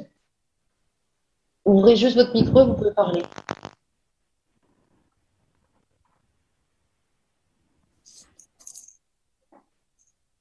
Donc, on va passer en attendant à Marc Saliboko. Le temps que... Oui, bonjour. Bonjour. Oui, je me présente, je m'appelle Marc Nkwapama Saliboko, donc je suis à Avignon, je travaille à l'association Aide. Du coup, si j'ai bien compris la présentation, donc il y a un vaccin pour Ebola, mais apparemment le vaccin n'est pas efficace à 100%, c'est ça? Alors, il marche bien pour ce qu'on lui demande de faire, c'est-à-dire essayer de réduire les chaînes de transmission. Oui. Après, à titre individuel, il est probablement pas suffisamment puissant, effectivement, pour éviter les contaminations des individus, surtout quand ils ont un contact très rapproché. Mais à nouveau, c'est des données préliminaires qu'on vient d'éplucher dans les CEPALM. Et par contre, il fait vraiment bien son travail pour bloquer les chaînes de transmission, c'est-à-dire on vaccine autour des cas et il y a beaucoup moins de cas derrière, donc forcément l'épidémie s'arrête parce qu'il y a beaucoup moins de cas secondaires.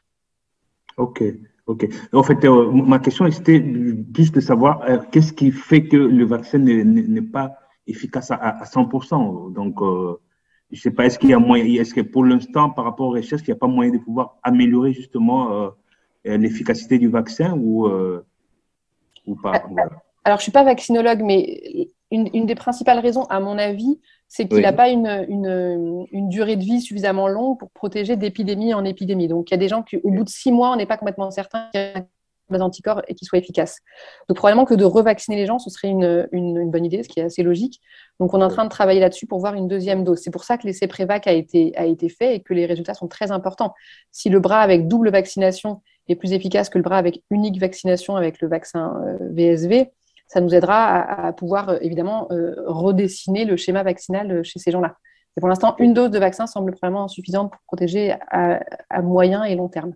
donc c'est un peu comme le vaccin de Covid maintenant, il faut en avoir plusieurs doses, c'est ça? J'espère qu'on n'aura pas besoin d'avoir autant de doses, mais oui, en tout cas, il va falloir réfléchir à cette option-là, oui. Ok, ben, merci beaucoup, vraiment merci beaucoup pour votre présentation. J'ai bien aimé, surtout que je suis originaire du Congo, donc la question d'Ebola m'a Merci à vous. au plus haut point, quoi. Merci beaucoup. Merci beaucoup.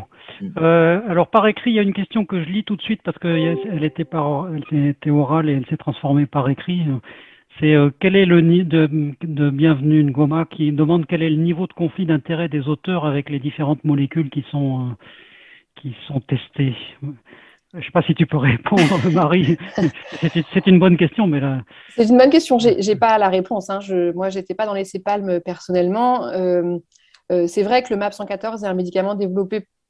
C'est vraiment le bébé des Congolais, si je puis dire. C'est un médicament développé au Congo par les Congolais, qui était un médicament dont ils étaient très fiers et à juste titre. Hein. Il s'appelle Ebanga maintenant, son nom commercial. Après, je ne pourrais pas conclure sur leur conflit d'intérêt, quoi qu'il en soit. Je ne me permettrai pas de conclure là-dessus. Je n'ai pas l'information.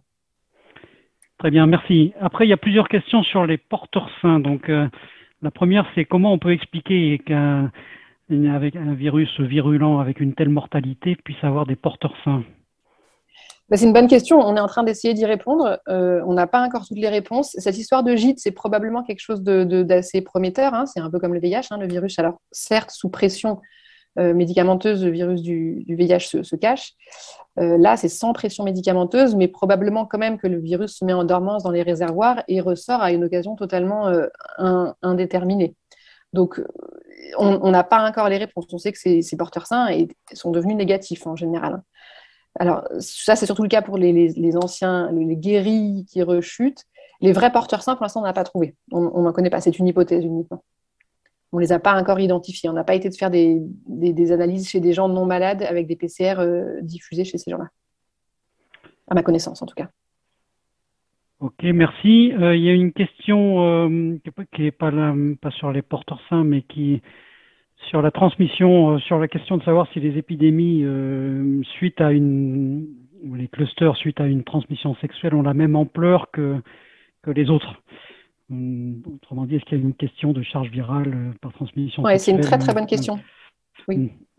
C'est une très très bonne question. Alors, on a des collègues de l'OMS qui nous ont présenté quelque chose il y a une dizaine de jours là-dessus, justement en essayant de comparer les épidémies venant d'une transmission qui a été étiquetée comme secondaire, si je puis dire, versus les épidémies qui reviennent de l'animal initialement. Il semblerait vraiment que ces épidémies-là soient beaucoup plus petites. Effectivement, je pense qu'il y a un effet inoculum initial moindre, et donc ça injecte moins de virus dans la société, et donc il y a moins de cas et moins de contamination. Donc ça a l'air assez clair, il faut qu'on confirme tout ça, mais effectivement, ça a l'air de diminuer l'intensité des épidémies. Tout à fait. Ok, merci. Il y a une question sur la mutation du virus et je lis la question, le vaccin contre Ebola contient-il tous les sérotypes du virus et quelle peut être la fréquence de mutation du virus Ebola? Alors, j'ai pas la réponse. J'en suis désolée. Je ne suis pas assez expérimentée en virologie là-dessus. J'ai pas connaissance de mutations qui confèrent une résistance au vaccin pour l'instant, mais je ne pourrais pas vous garantir d'être exhaustive sur cette réponse. Parfait. Et il y a une dernière question, je pense que j'en ai raté aucune autre, qui dit que je vous lis, pour faire face au gîte sanctuaire, il faut repenser la gestion et la prise en charge de la période post-épidémie. Donc ça on voit bien. Il faudra aussi revoir la gestion de la réponse aux épidémies pour lutter contre les récurrences en épidémie du fait que la prise en charge et les notifications des cas sont absorbées une fois l'épidémie finie. Oui. Alors, du coup, je ne sais pas exactement quelle est la question. Ben, je comprends, moi, que ça a trait aux survivants ou aux vainqueurs, comme on les appelle maintenant, et à la façon de les gérer à la fois en épidémie, mais qu'une fois que l'épidémie est partie, est-ce que la logistique de prise en charge et la mobilisation générale reste sur ce type de population-là qui risque, comme tu l'as dit tout à l'heure, d'être à l'origine de nouvelles épidémies plus tard? Alors, je pense qu'il y a deux choses. On ne va pas pouvoir surveiller ces gens-là parce que d'abord, je le rappelle, c'est le sperme et le système nerveux central. Donc, faire des spermogrammes, ce n'est pas très, très compliqué, mais on ne va pas pouvoir faire ça chez tous ces survivants pendant des années et des années.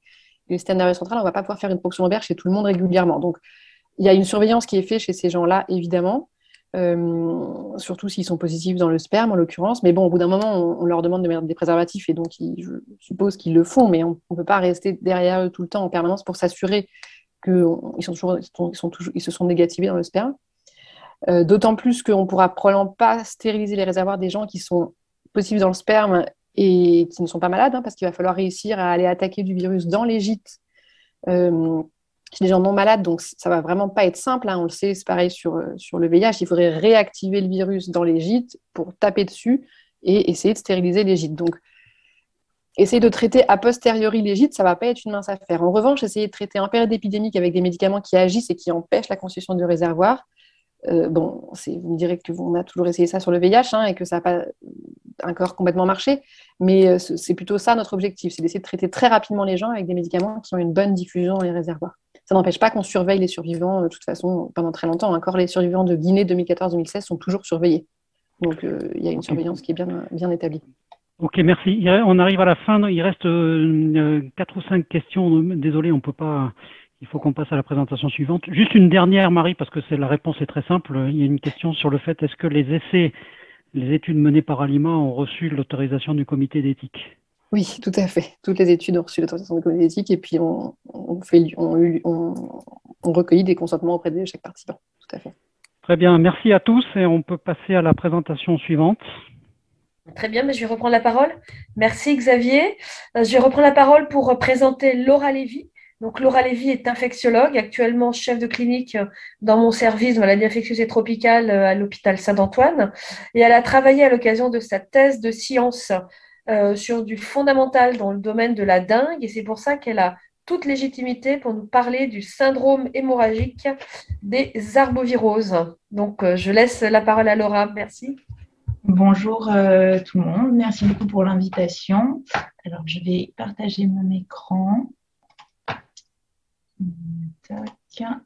Ah non, pardon, avant de partager mon écran, excusez-moi, c'est les quiz qui vont venir Oui, c'est ça. d'abord. Oui, alors on va lancer le premier quiz. Patience, ça arrive. Voilà. Alors, les questions, donc la première, c'est parmi les arboviraux suivantes, lesquels sont responsables de syndrome hémorragique. Donc, je vais vous proposer plusieurs virus. La fièvre de Crimée-Congo, le Zika, la fièvre jaune, la dengue, l'encéphalite japonaise, le chikungunya, le virus Onyong-Nyong et la fièvre de la vallée du Rift. Donc, on vous demande quels sont les virus qui sont classiquement responsables de syndrome hémorragique. Puisque vous verrez que tous les arbovirus ne sont pas décrits comme étant responsables de syndrome hémorragique. Et la deuxième question concerne la fièvre jaune, qui est donc une fièvre hémorragique, et on vous demande, la majorité des patients infectés par le virus de la fièvre jaune sont asymptomatiques. Si vous pensez que c'est vrai, il faut cocher. L'ictère est un signe constant dans les formes graves. La majorité des patients présentent des formes graves. Une injection unique de vaccin anti-amaryle permet une protection efficace à long terme. Et la vaccination est l'arme principale pour la gestion des épidémies.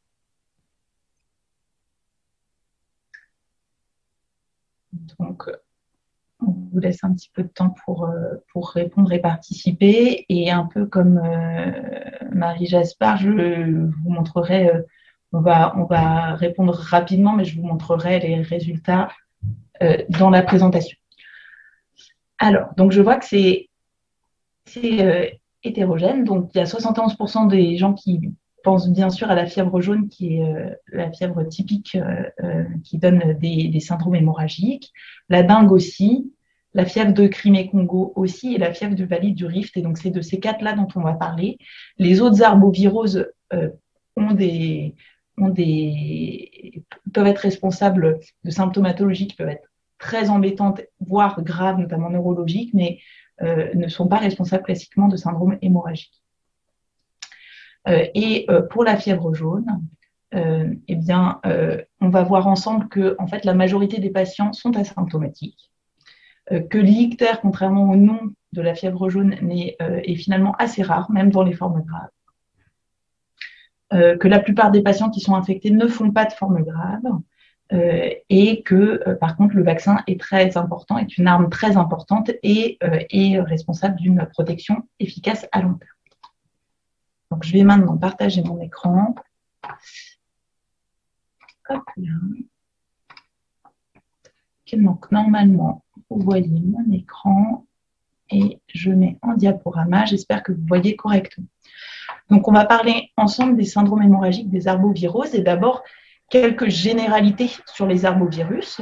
Donc, les arbovirus, par définition, c'est des virus qui sont transmis par les arthropodes, d'où leur nom. Et en principe, enfin, le vecteur principal qui est le plus embêtant dans notre pratique, c'est le moustique. Mais les arboviroses peuvent aussi être transmis par des tiques ou des phénotaures. Ce sont quasiment exclusivement, en tout cas, tous les pathogènes qui vont être un problème pour l'homme sont des virus ARN qui sont enveloppés. Et en fait, le plus souvent, ce sont des virus qui vont circuler au cours de cycles sylvatiques, donc ils vont avoir un réservoir animal. Il va y avoir une transmission par des moustiques qui piquent spécifiquement ou plus favorablement les animaux. Et de temps en temps, quand un homme va passer au milieu de ce cycle sylvatique, s'il est piqué par un moustique, il va pouvoir être infecté. Soit le cycle va s'arrêter directement, il y aura juste un humain infecté, soit un autre cycle peut se mettre en place, qui va être un cycle du coup soit rural, soit urbain, avec entre moustiques et hommes, où l'homme devient son propre réservoir. Et ça, c'est possible avec des grosses épidémies, si jamais il y a beaucoup de moustiques et si jamais il y a beaucoup d'hommes qui ne sont pas encore immun contre la maladie concernée. De manière très générale, il faut retenir que les arboviroses ont des durées d'incubation qui sont très courtes, quasiment toujours moins de 7 jours et souvent autour de 2-3 jours en fait d'incubation. Et que, sauf pour quelques virus, on va y revenir, la grande majorité des virus là qu'on va aborder, il y a des asymptomatiques, beaucoup d'asymptomatiques, voire une grande majorité d'asymptomatiques. Et c'est le cas pour la dengue et la fièvre jaune. Si jamais on est symptomatique, heureusement, dans la majorité des arboviroses, on va faire des formes bénignes qui vont être des syndromes pseudo-grippaux qui sont très aspécifiques et c'est très difficile en fait à ce stade de la maladie de savoir à quel arbovirus on est confronté. Et secondairement, il peut survenir des formes graves qui vont être soit des formes viscérales, notamment des formes neurologiques qui peuvent être très graves, soit des atteintes multiviscérales et des syndromes de type fièvre hémorragique. Et c'est de ces virus qui sont responsables de ces maladies-là dont on va parler. Mais globalement, pour faire le diagnostic des arboviroses, en général, il y a plusieurs possibilités. Soit on va isoler le virus, et finalement ça, c'est vraiment quelque chose qu'on fait de moins en moins, en tout cas sur le terrain. Et on va privilégier la recherche du matériel génétique viral, donc par des RT-PCR, voire par du séquençage nouvelle génération, quand on ne sait pas du tout à quel virus on est confronté. Et on peut éventuellement aussi céder des sérologies, mais qui peuvent se positiver secondairement et donc qui peuvent être mises à défaut dans les formes graves. Ici, vous avez une liste non exhaustive des arbovirus qui sont rangés en grandes familles. Et en gras, vous avez les virus qui vont être responsables de syndrome hémorragique. Donc, on va s'intéresser tout d'abord à la famille qui est un peu moins connue, puisque ce sont des arboviroses qui sont plus rares, qui sont les Bunyaviridae. Ce sont des ARN négatifs à simple brin segmentés. Ça veut dire qu'ils ont 3 segments d'ARN dans leur génome. Et tout d'abord, on va parler de la fièvre Crimée-Congo. La fièvre de Crimée-Congo, déjà, c'est la seule dont on va parler aujourd'hui qui n'est pas transmise par un moustique. Elle est transmise par des tiques qui sont de l'espèce Yaloma. Et en fait, ces tiques, ils vont se balader sur les oiseaux migratoires, ce qui va expliquer la grande diffusion de cette maladie.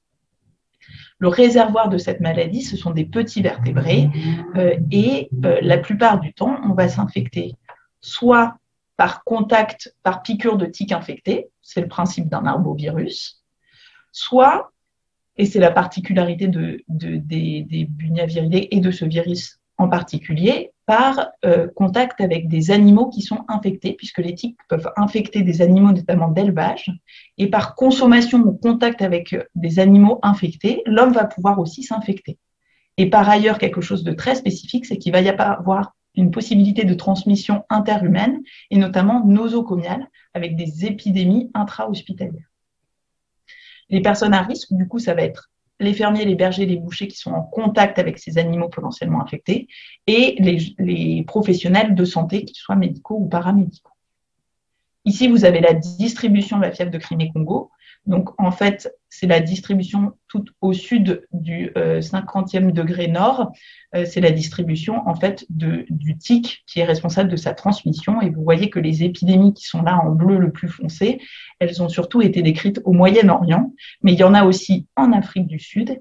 Et en fait, on a des données sérologiques qui nous disent qu'il y a de la maladie qui est présente sur une grande partie du territoire africain, avec quelques épidémies décrites. La fièvre de Crimée-Congo, elle va avoir 4 stades pour les patients qui vont être symptomatiques. D'abord, on va incuber la maladie, donc je vous ai dit moins de 7 jours. Puis, on va avoir une phase pré-hémorragique avec un début très brutal des symptômes. Cette phase, elle va durer 3 à 6 jours et elle va consister en des fièvres, des myalgies, un peu de symptômes abdominaux et puis des signes éventuellement d'irritation ménagée avec des vertiges, une raideur de nuque, de la photophobie, des céphalées, puis de la confusion. Va suivre à cette phase pré-hémorragique une phase hémorragique avec d'abord des hémorragies non graves de type purpura, puis des syndromes hémorragiques graves, des saignements digestifs, urinaires, respiratoires, neurologiques, et des défaillances viscérales de type rénal, hépatique, respiratoire, circulatoire, avec une mortalité à cette phase-là qui peut monter jusqu'à 50%.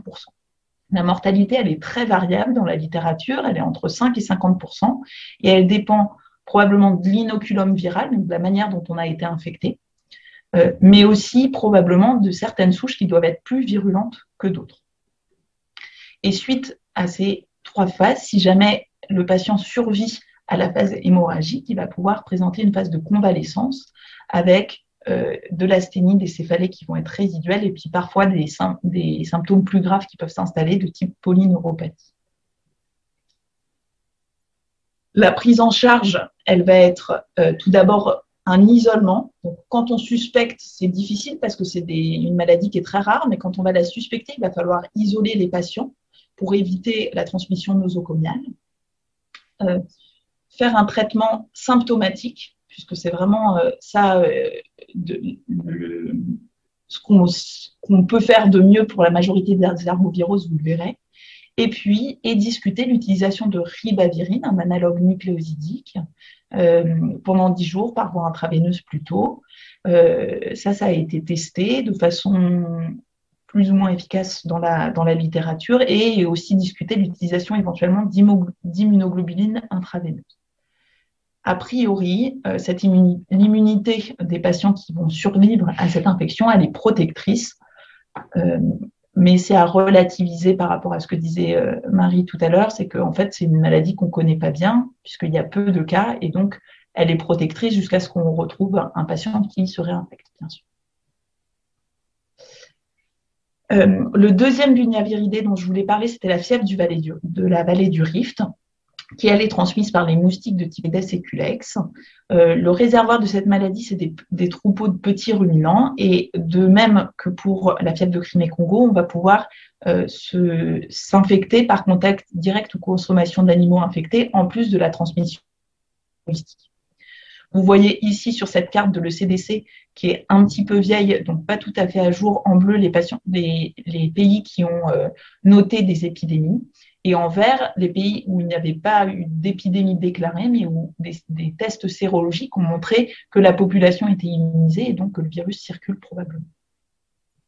La majorité des patients sont asymptomatiques, et quand ils vont développer la maladie, ils vont faire des formes bénignes le plus souvent, avec des syndromes grippaux, encore des signes d'irritation neurologique. Et puis, contrairement à la fièvre de Crimée-Congo, il n'y a que moins de 1% des patients qui vont faire des syndromes hémorragiques, avec des formes ictéro-hémorragiques, donc l'apparition secondaire de défaillance hépatique, et de syndrome hémorragique avec des saignements digestifs qui peuvent être graves, et une mortalité des patients qui vont rentrer dans cette forme-là autour de 50%. Il y a d'autres formes qui sont décrites, qui sont des formes graves avec des atteintes viscérales, notamment neurologiques, et qui apparaissent secondairement. Ce n'est pas l'objet du topo ici. Ensuite, nous allons parler de flavivirus, qui sont finalement des maladies qui vont être beaucoup plus fréquentes que les maladies qu'on a abordées jusque-là, et qui sont donc plus problématiques et que vous avez peut-être eu plus rencontrées. Donc tout d'abord la fièvre jaune, qui est transmise par des moustiques de l'espèce Aedes et Haemococcus. Le réservoir, ce sont les primates non humains. Et ce qui est très important, c'est que contre cette maladie, on a un vaccin qui est très ancien, je vais y revenir, et qui est très efficace, et qui a permis de diminuer drastiquement les cycles urbains et donc les épidémies les plus importantes.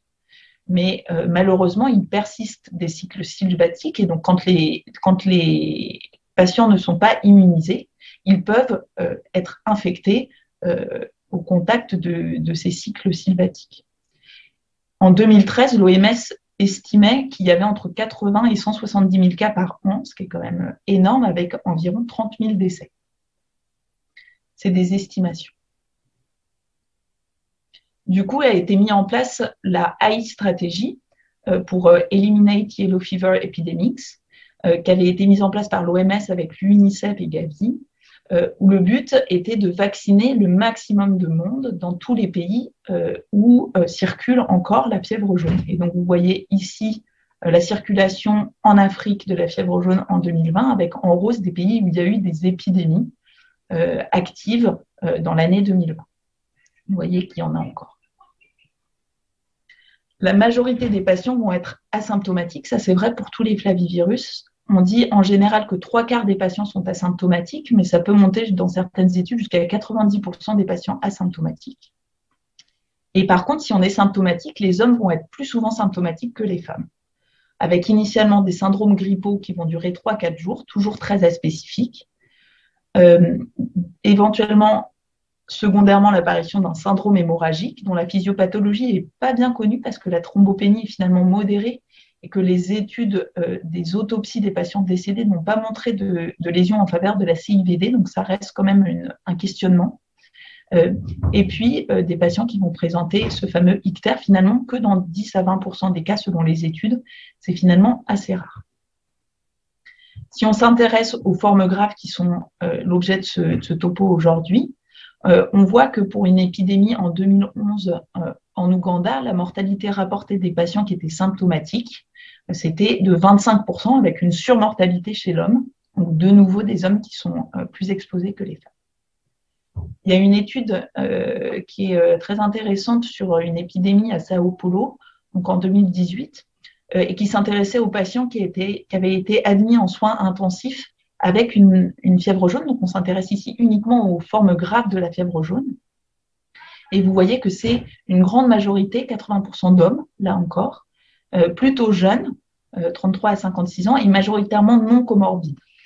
Et c'est des patients qui se sont présentés entre J2 et J12 du début des symptômes, avec la fièvre et les symptômes digestifs, mais vous voyez même dans ces cas graves, moins de 20% d'ictère, des tableaux de cytolyse majeure avec des azates qui sont en moyenne à 20 fois la normale, donc qui peuvent monter beaucoup plus haut que ça, une thrombopénie qui reste modérée et une baisse du facteur 5. La mortalité lors de cette étude, elle était de 67%. Et ce qui est intéressant, c'est de regarder les formes qu'ont pris cette maladie.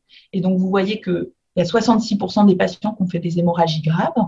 Ça, c'est sur le petit tableau que vous avez sur le côté de la diapositive. Mais ce qui est intéressant de voir et qui est moins bien connu, c'est qu'il y a quand même plus de la moitié des patients qui ont fait des pancréatites nécrotiques, qui sont des maladies très graves et des causes de décès bien connues. Et un quart des patients qui vont faire des états de mal épileptiques. Voilà, il y a aussi des arythmies, des myocardites.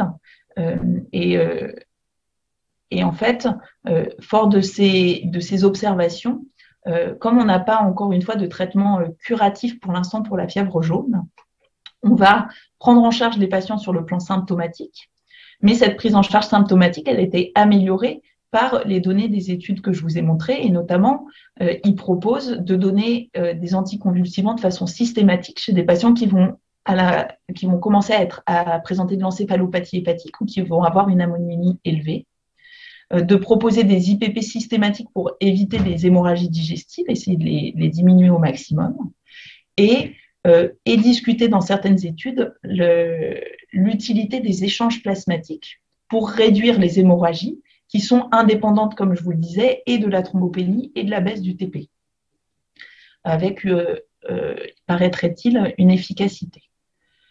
La ribavirine a aussi été testée, mais l'efficacité reste incertaine. Et il y a des pistes quand même en développement, avec notamment des anticorps monoclonaux contre les protéines d'enveloppe, dont la phase 1 a été déjà publiée. Donc, sur quoi on s'appuie en fait pour prévenir les épidémies de fièvre jaune? Sur la prévention, donc ça va être le contrôle vectoriel autant que possible, mais surtout la vaccination. Et donc, on a ce vaccin vivant atténué qui s'appelle 17D, qui avait été découvert en 1937. Donc, vous voyez que c'est un vaccin très ancien sur lequel on a beaucoup de recul. Et avant, on proposait des rappels tous les 10 ans, mais maintenant, on sait qu'une dose est responsable d'une immunité globalement à vie, avec des J10, des protections qui sont autour de 70 à 90% des vaccinés selon les études, et à J30, plus de 99% des patients qui vont avoir une immunité. Donc on sait maintenant qu'on ne propose pas de rappel chez l'adulte, mais c'est plus discuté chez l'enfant où les répondeurs sont moins systématiquement, où le taux de répondeurs est un petit peu moins élevé. En période épidémique, donc on va essayer de vacciner au maximum la population à risque, mais on peut être amené à des problèmes de pénurie de doses, et c'est pour ça que certains auteurs se sont intéressés à essayer de réduire la dose de vaccin nécessaire pour protéger les patients. Et donc, on sait maintenant qu'un cinquième de la dose fait aussi bien que la dose standard pour protéger contre une fièvre jaune pendant les épidémies. Et ça permet d'augmenter la couverture. Je vais finir en vous parlant de la dengue, qui, même si elle est responsable de peu de cas graves en proportion, c'est 0,5% des patients qui présentent des cas graves, et en fait pourvoyeuse de 500 000 cas de dengue grave par an, puisque c'est l'arbovirose la plus fréquente, avec 400 millions d'infections par an, dont 100 millions vont être symptomatiques. C'est une maladie qui est transmise par les moustiques Aedes, et qui concerne un quart de la population mondiale.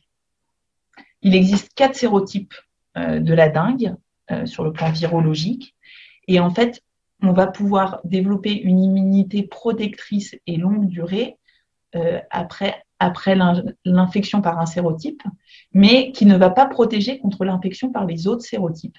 Et donc, au maximum, normalement, dans sa vie, chaque personne pourra avoir fait 4 dengues au maximum. Et ce qu'on sait, c'est que quand on a fait une première dengue, l'existence d'anticorps qui sont hétérologues, c'est-à-dire qui vont être efficaces contre le premier sérotype par lequel on avait été infecté, et bien ces anticorps, ils vont par contre faciliter la deuxième infection, et c'est pour ça qu'on sait que la deuxième infection de dengue, elle est plus grave.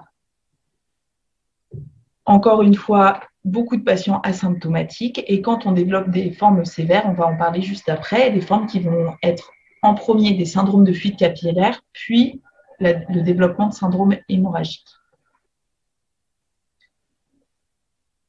Donc, la dengue, au niveau clinique, ça va commencer par une phase fébrile avec un début brutal. Ça va durer 1 à 4 jours et les patients vont être très déshydratés à ce moment-là parce que très fébriles.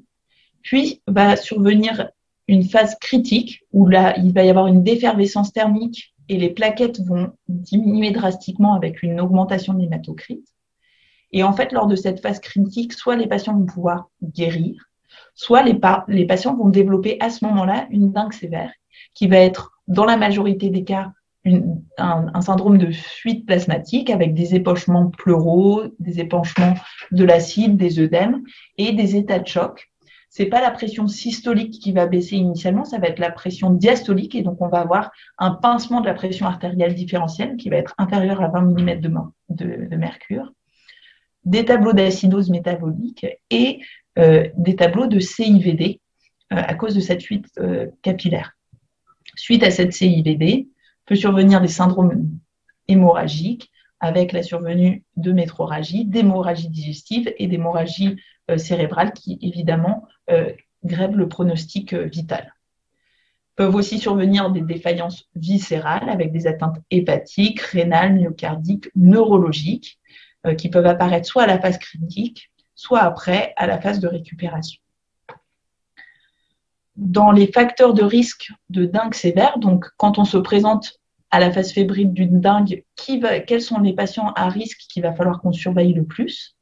Donc, en plus des données de l'OMS, cette étude s'intéressait à regarder, après une épidémie, quels étaient les patients qui avaient été les plus à risque de dengue sévère. Et donc, vous voyez ici que il y a le terrain qui peut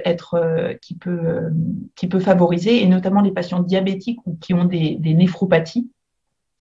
Le fait d'avoir déjà fait une première dengue était un facteur de risque, comme je vous l'ai déjà expliqué.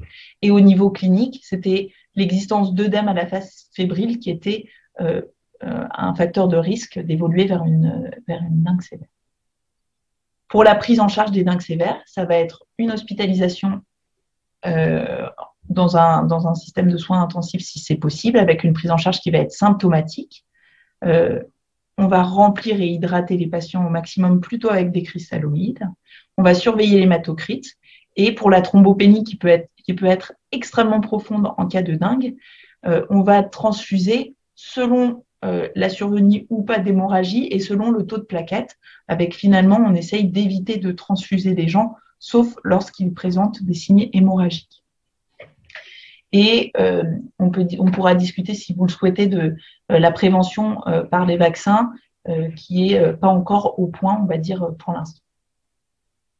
Donc, en conclusion, je voudrais vous insister sur le fait que même s'il y a des formes graves, finalement, il y a surtout beaucoup d'asymptomatiques et peu de patients qui vont faire en pourcentage des formes graves, sauf peut-être dans la fièvre de Crimée-Congo, où là, la majorité des patients symptomatiques va développer une forme grave.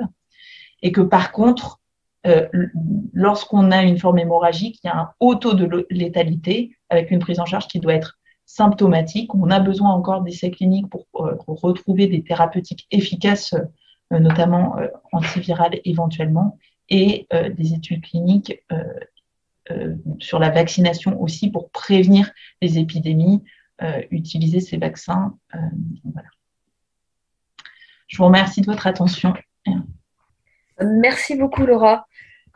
Extrêmement complet, extrêmement intéressant. Nous avons beaucoup de questions dans le chat. Donc, on va commencer par une question sur la co-infection potentielle entre une fièvre jaune et une fièvre de la vallée du Rift. Alors, donc moi, j'ai pas vu en regardant sur. Donc, moi, personnellement, j'ai jamais vu de fièvre de la vallée du Rift ni de fièvre de Crimée-Congo. Mais ce que j'ai vu dans la littérature, j'ai pas vu de parler spécifiquement de ce type de co-infection. Par contre, vous avez complètement raison. Les arboviroses, elles circulent dans les mêmes territoires. Elles sont très difficiles à différencier et on sait qu'il peut y avoir des patients co-infectés. Donc, c'est très bien décrit avec chikungunya et dengue ou même onyong et dengue.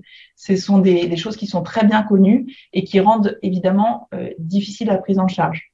En pratique, comme la prise en charge, je veux dire, diagnostique. Mais en pratique, comme la prise en charge thérapeutique, elle reste assez identique pour toutes les arboviroses. Je pense qu'il faut, pour l'instant, rester sur la prise en charge symptomatique au maximum et s'appuyer sur les instances qui suivent les épidémies en fait locales pour, quand on est dans une épidémie locale, proposer au maximum le traitement qui est plus adapté au virus auquel on va être confronté.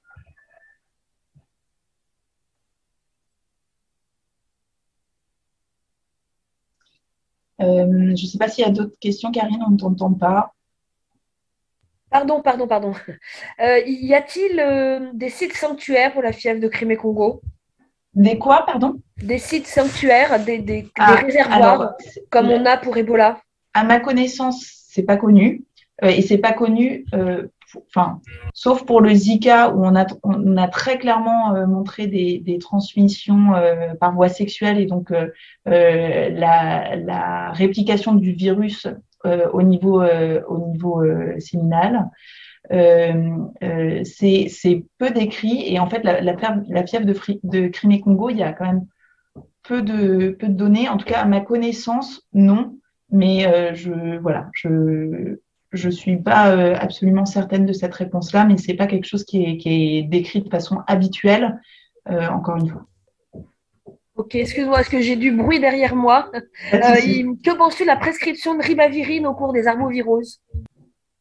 Alors, c'est une bonne question.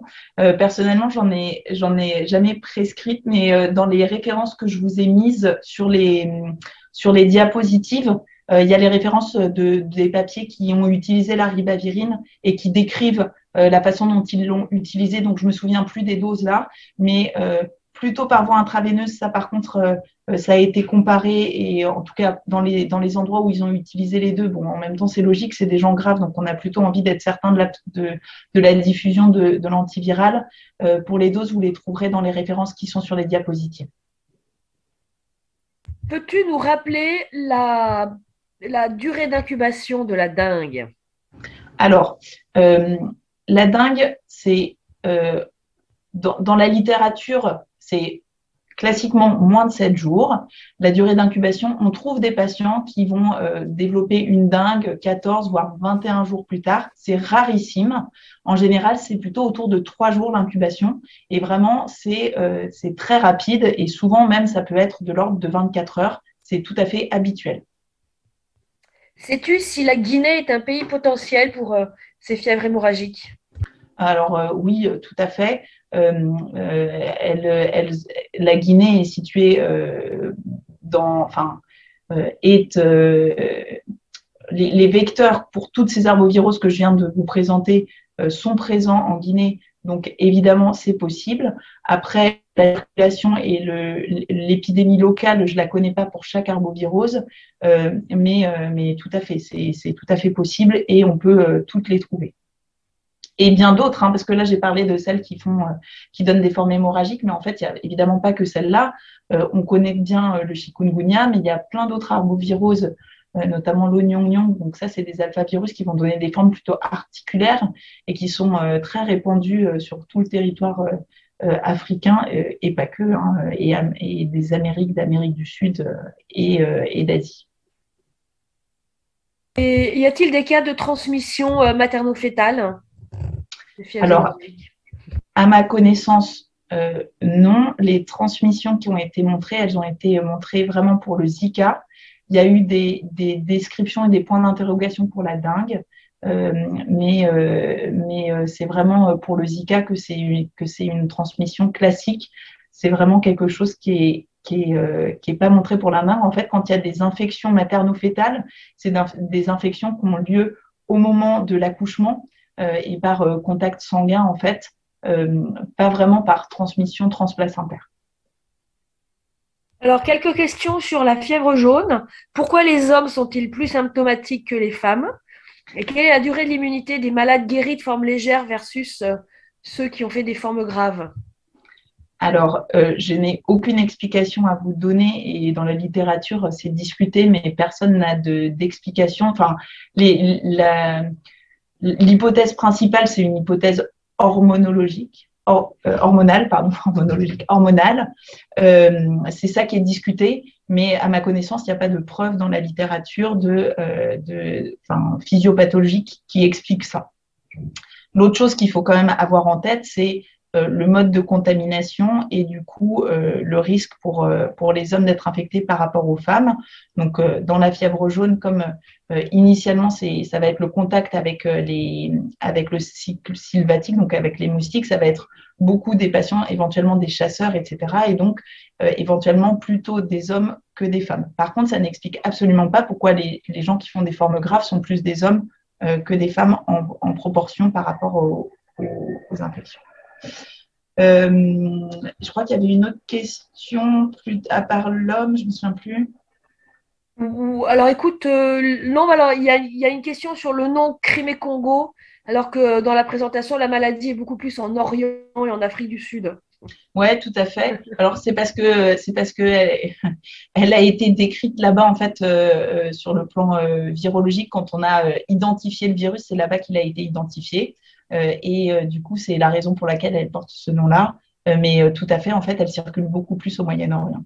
Enfin en tout cas, c'est là-bas qu'on l'a le mieux identifié. C'est un peu difficile toujours avec ces maladies épidémiques qui donnent beaucoup de formes en fait peu graves, parce que quand on les identifie, si on veut les identifier sur le plan virologique et savoir exactement ce qui circule, il y a besoin de détecter, donc de faire du diagnostic qui est coûteux et parfois difficile à faire, et de faire remonter les informations. Donc il y a un réseau de surveillance qui soit suffisamment connecté pour que les informations remontent et qu'on sache ce qui circule. Mais en tout cas, pour l'instant, dans ces données de surveillance qui nous sont accessibles, c'est vrai que c'est plutôt le Moyen-Orient.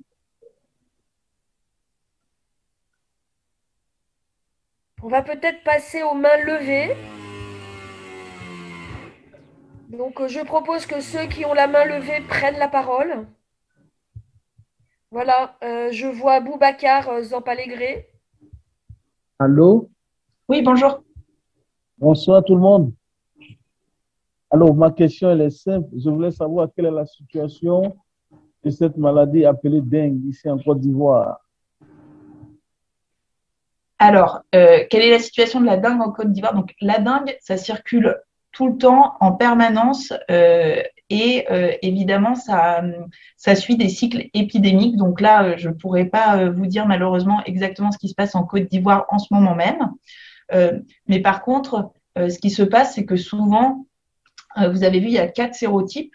Et donc, comme je vous ai expliqué, il faut qu'il y ait une population qui soit non immune et qui est pour que ça circule de façon importante. Et donc, souvent, en fait, se suivent au fil des années des épidémies qui vont alterner les sérotypes.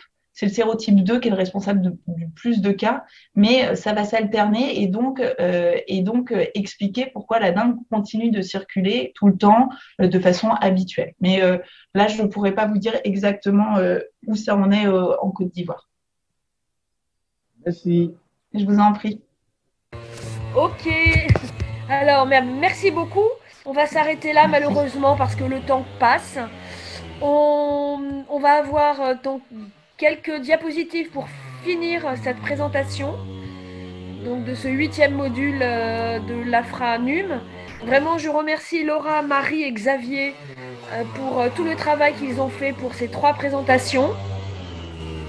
Donc voilà, vous avez ici le questionnaire de satisfaction auquel on aimerait beaucoup que vous répondiez. Diapo suivante. Donc, pour le prochain module qui va avoir lieu le 21 avril, donc le module AFRANUM numéro 9, vous voyez qu'il est, dirigé sur le VIH, les IST et les hépatites virales, avec un panel d'orateurs extrêmement performants également. Peut-être une dernière diapo.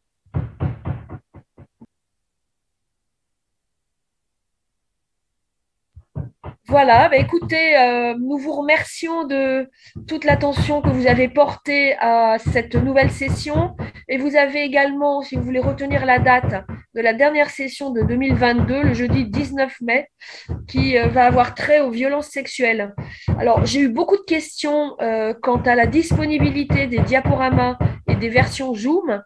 Donc, je vais peut-être laisser la main aux organisatrices de Choc qui s'occupe de toute la logistique pour vous donner quelques informations à ce sujet. Oui, bonjour tout le monde. Donc, en ce qui concerne donc les replays, tout est disponible sur la chaîne YouTube